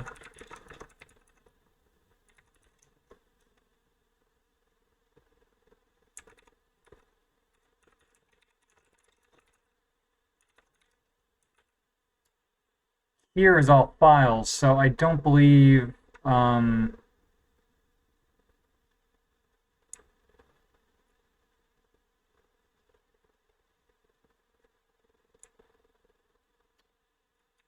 we actually have to do anything here.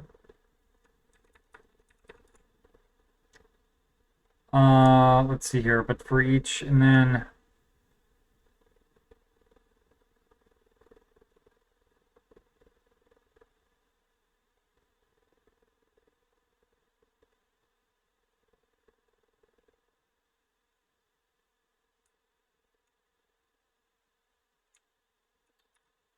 like here in Discover Directory Setup. So what are we doing here? We're getting the function name. We may actually not need to do anything here because I think it's only the function index is, yeah, okay.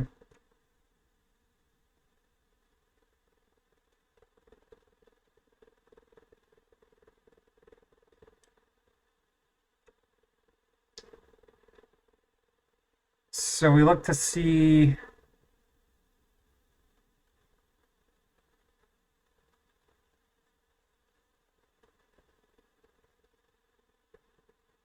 file path from group, and I guess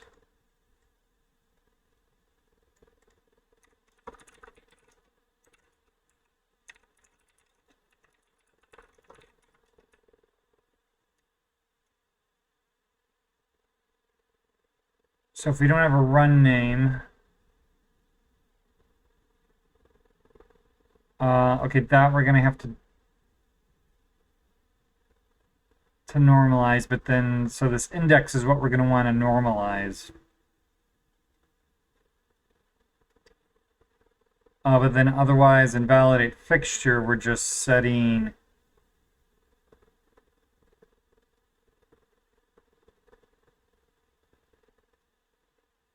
it to, we're getting a function info or method info. We're just assigning that.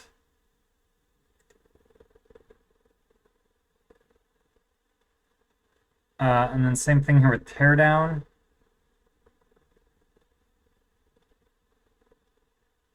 And then we need to check validate runs.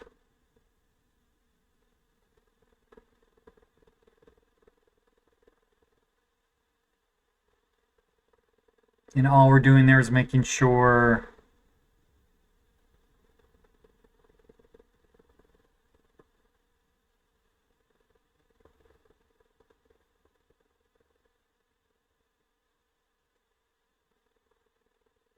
oh, right, yeah. All we're doing is we're making sure that each run has a setup function. Otherwise, we assign the tests to that run. Okay. And so this run index,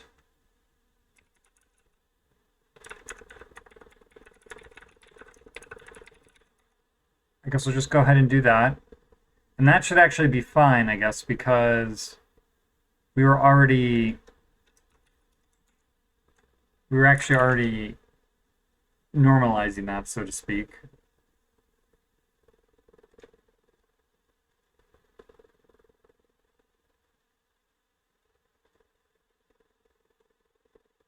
Okay, now here on discover file,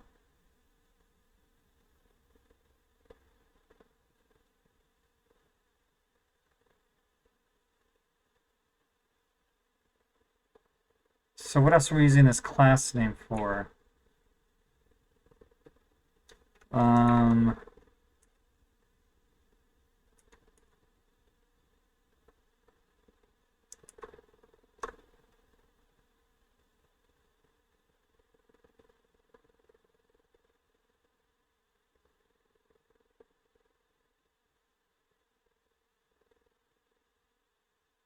So this is, I guess, going to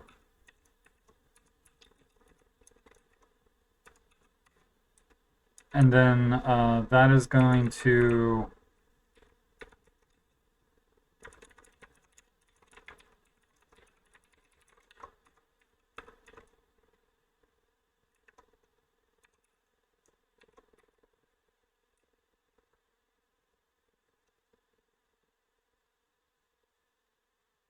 oh, but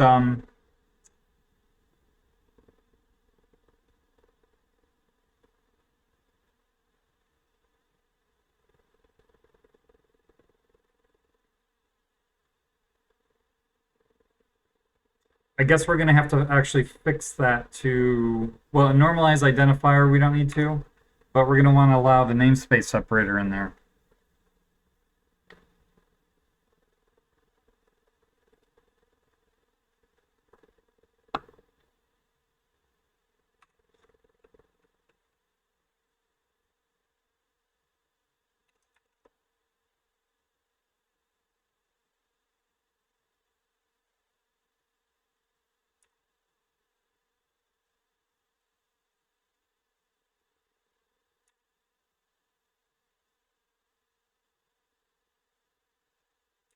And let me think about this now. What are we doing?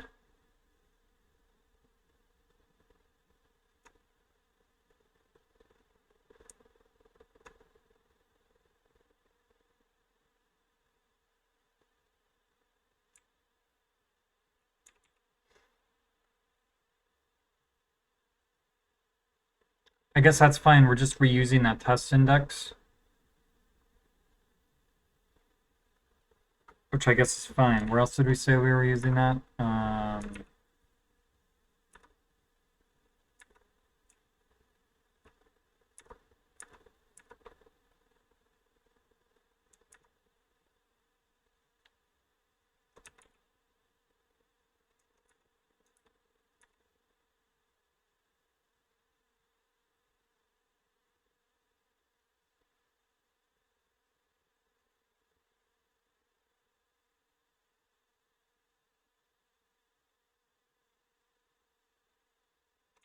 I guess though we're actually going to need to.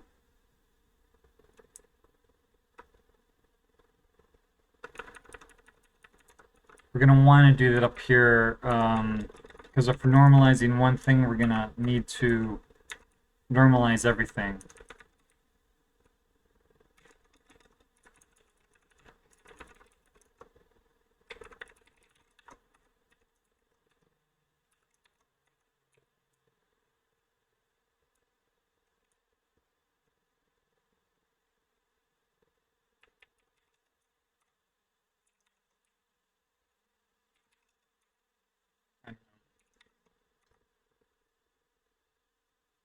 So then what are we doing here with this index?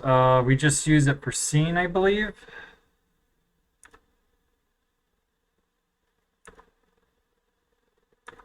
Yeah, okay. So that's fine.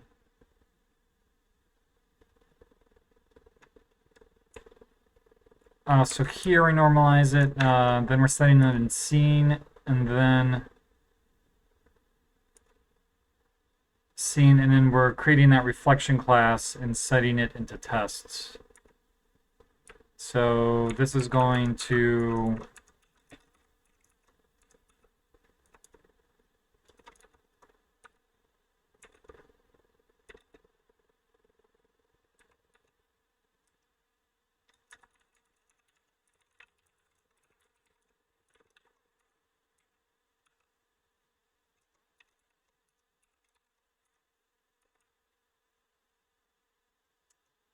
that.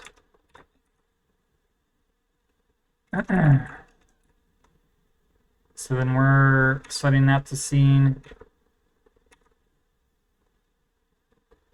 Okay, then we're just unsetting all of that.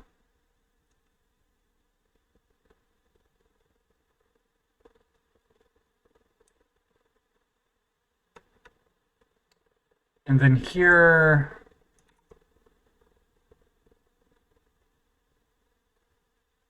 if it's a class, we're creating that class and discovering it.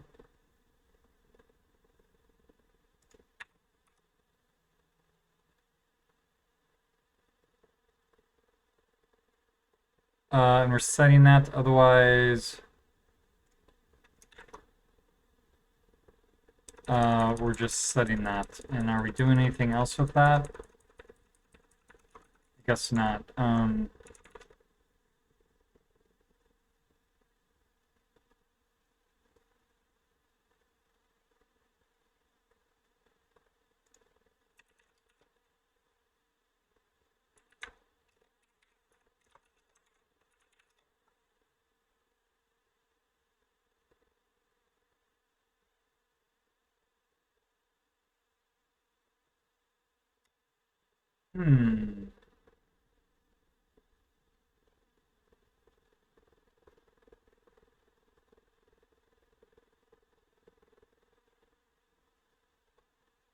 That's a bummer. Let's see what's failing here.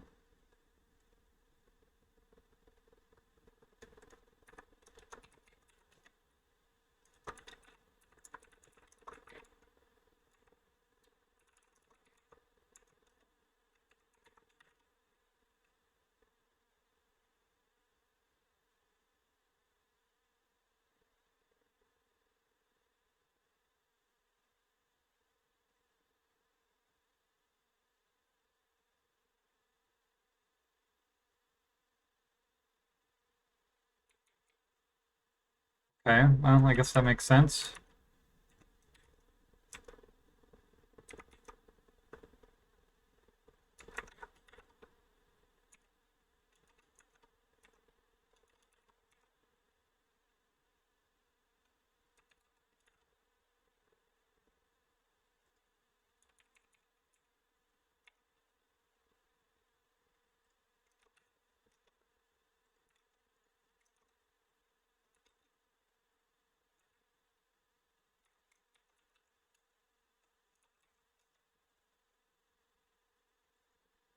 133 here.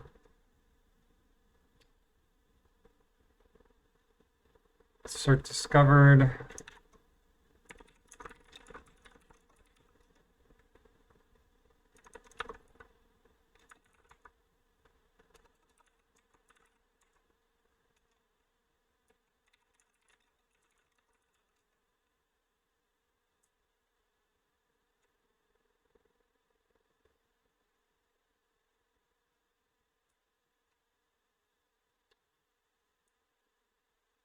So I think I'm under make file test here.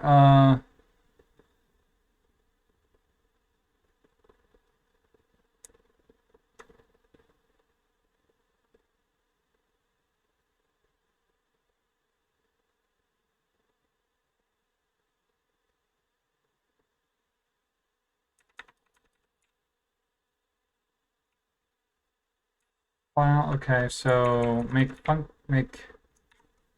function test, I guess.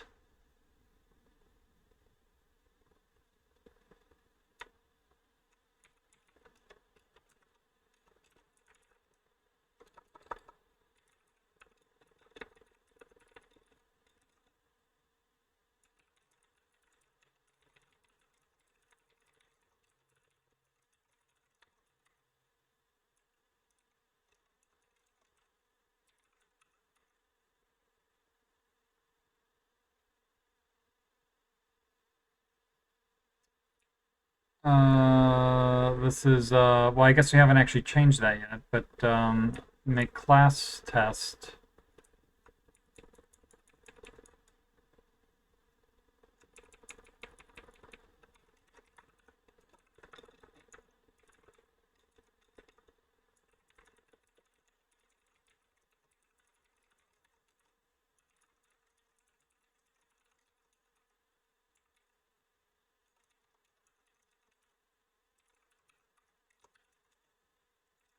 I might fix that. Okay.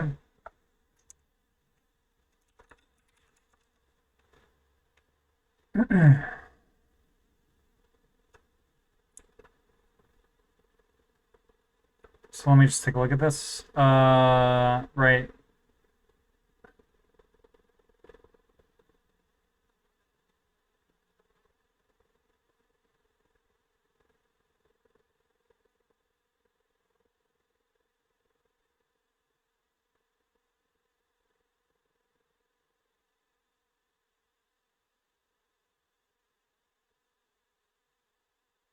I guess we're making this function info in case we need it.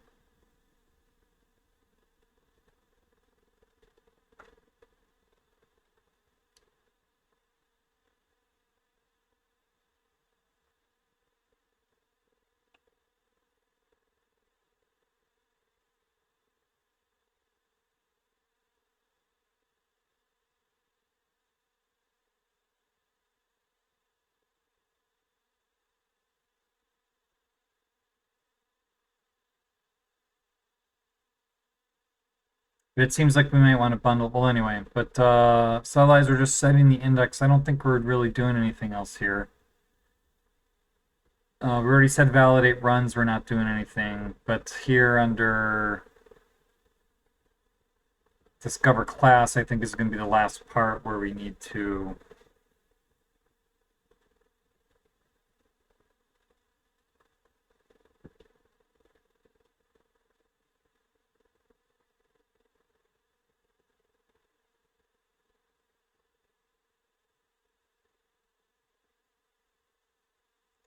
So we'll do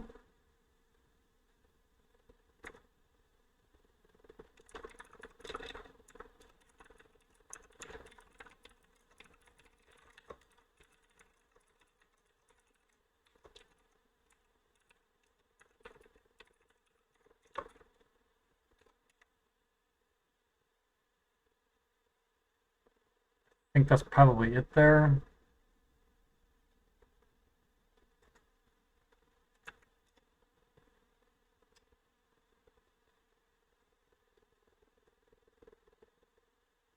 Hmm. I'm mildly surprised that doesn't break a test.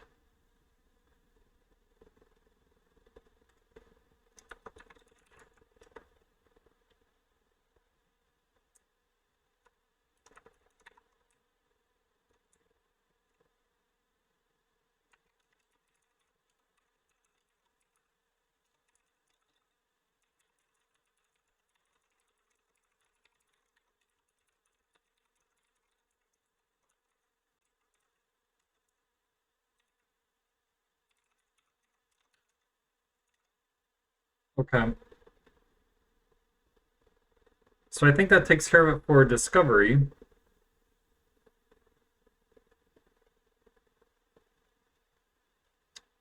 Now in where it requires, I guess.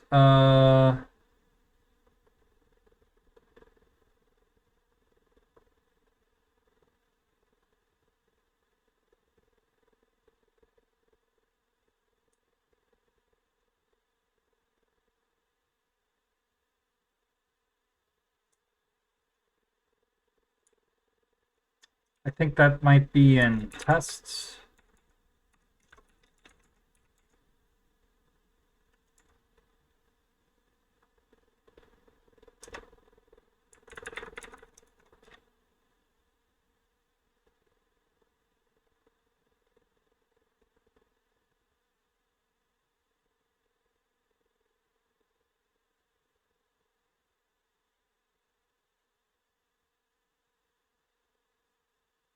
So this is a little bit gnarly.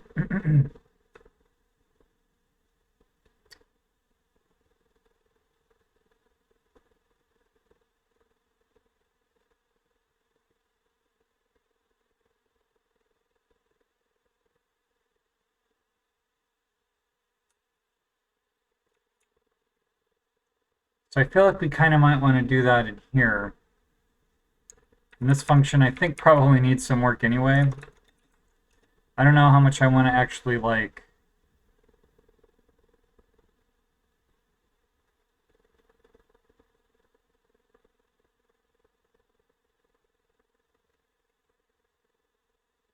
although, what is this doing?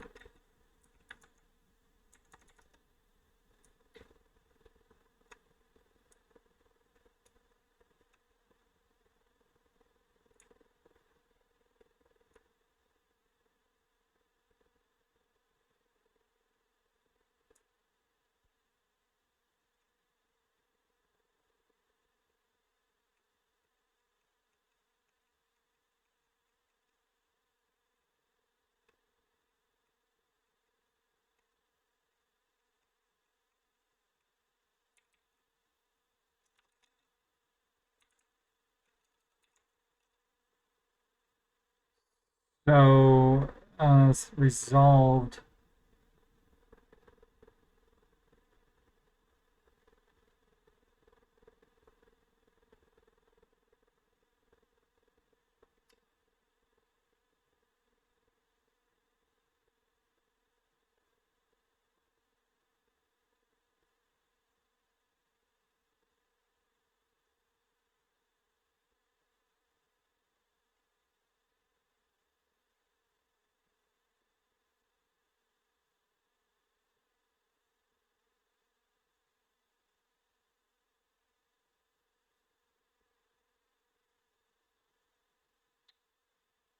What are we doing for states?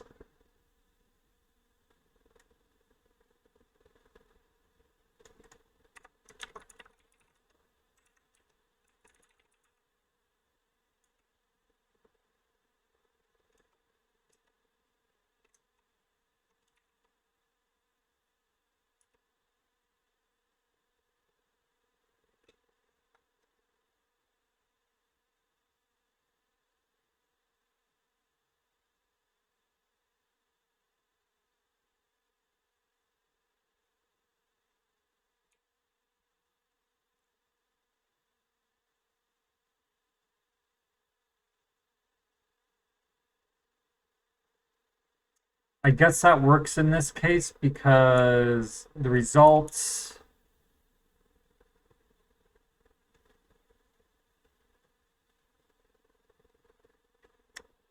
So, okay, that's a little.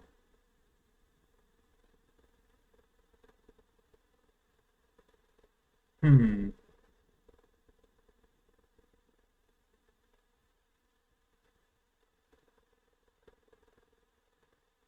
So there's a couple things going on here.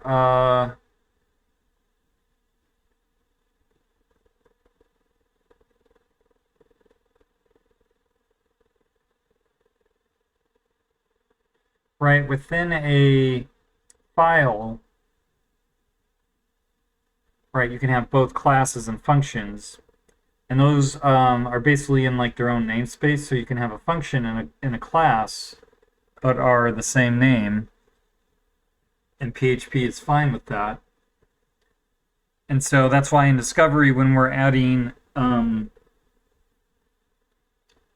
tests to well, we're indexing tests, we're prepending that like class or function, so we can distinguish between those and not get namespace conflicts. But then when it comes to recording the result of an actual test, right, that's only gonna we're actually gonna do that for a specific method or a function.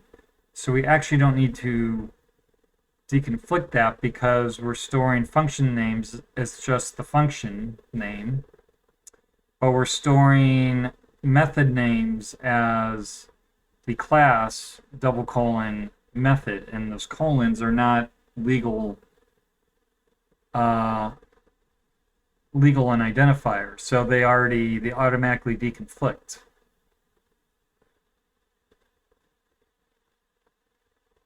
And we're just using the test name here, which we haven't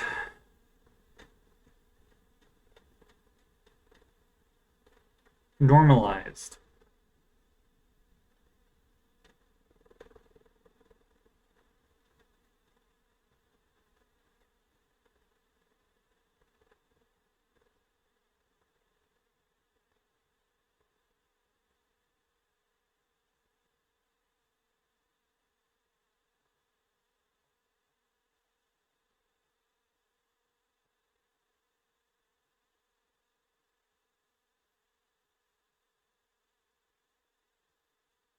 So in that case, I feel like we almost want to add an extra field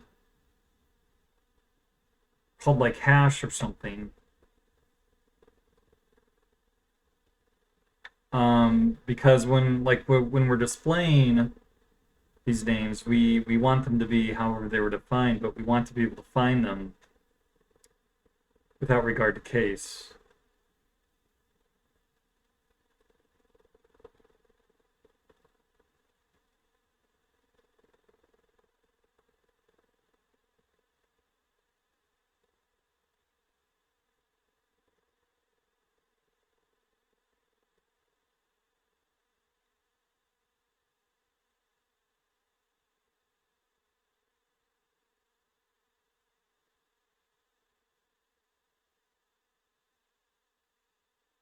Hmm.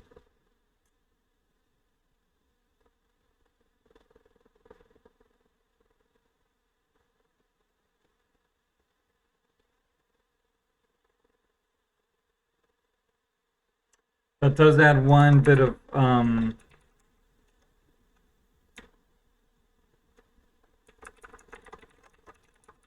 are we passing here?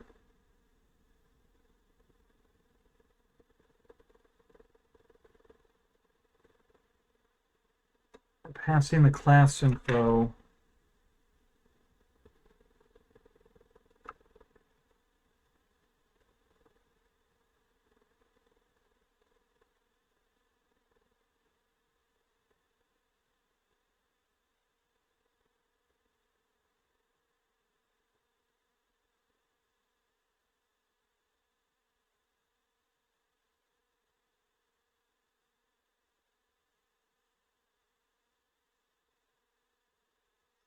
Hmm.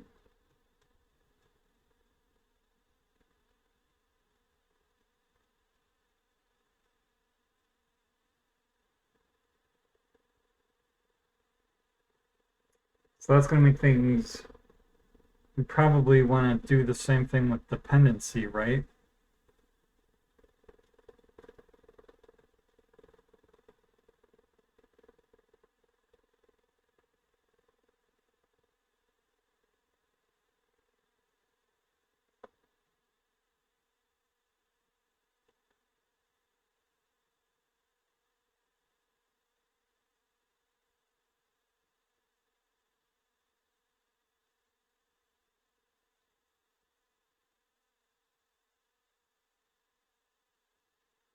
All right, well, I do kind of, so this ended up being a little bit more complicated than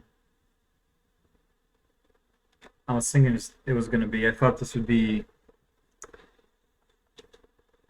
it would be as simple as sort of slamming in those normalized functions and we'd be done with it.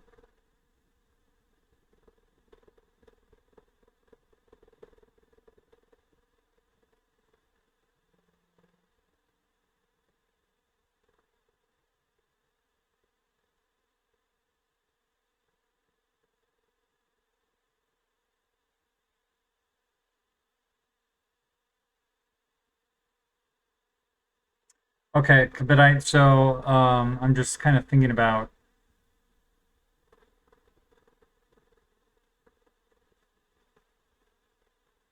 how to kind of do this.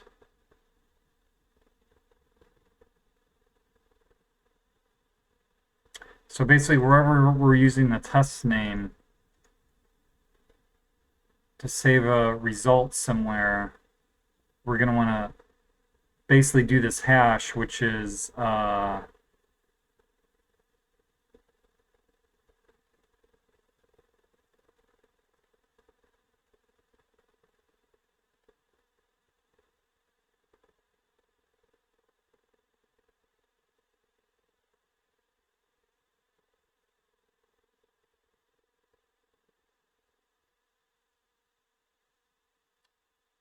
which is going to be basically the normalized class name, double colon, and the normalized method name, or just the normalized function name. And that just reminds me, we need to normalize the namespace name.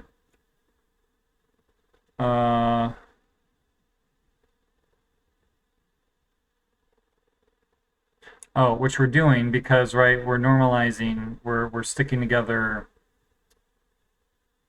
That's right, we're sticking together this class name and then we're just normalizing it. And since we're not actually checking the characters that we have in, it's fine.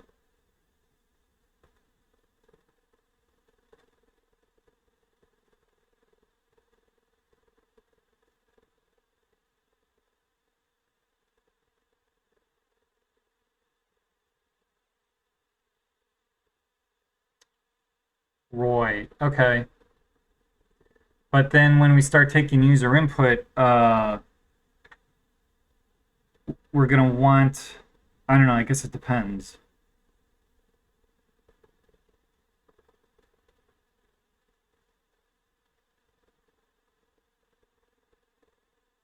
We're gonna have to figure that out. But actually, so like I said, I think I'm gonna leave it there. Let me just see. I think tests are passing.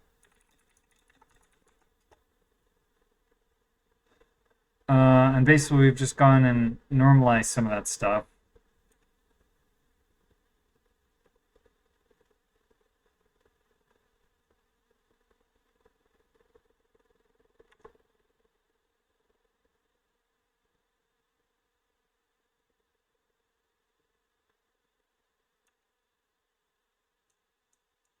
Yeah, so we've actually done very few changes there. But didn't we...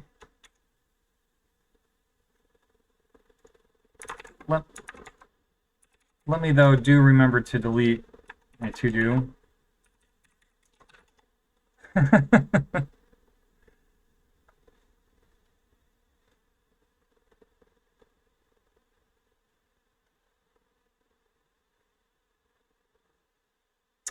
So, yeah.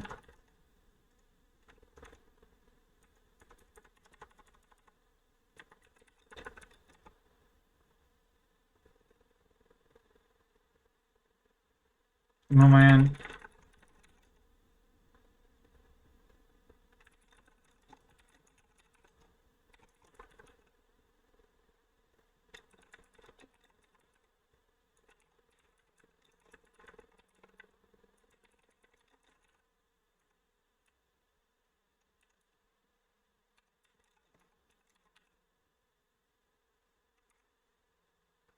All right, so that is what we will call that bit of work.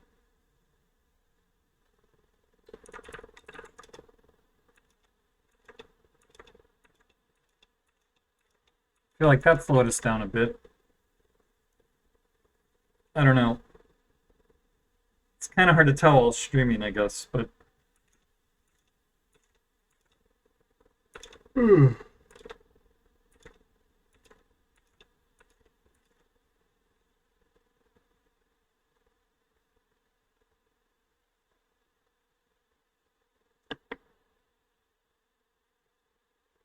not sure there's a better way to sort of do that normalization process. But anyway, okay. I'm probably going to try and be back on tomorrow morning. But we'll see what happens, as always, I guess. If anybody's lurking or watching the VOD after the fact, then I thank you for joining me. And whoever or wherever or whenever you are, I bid you peace. Take care.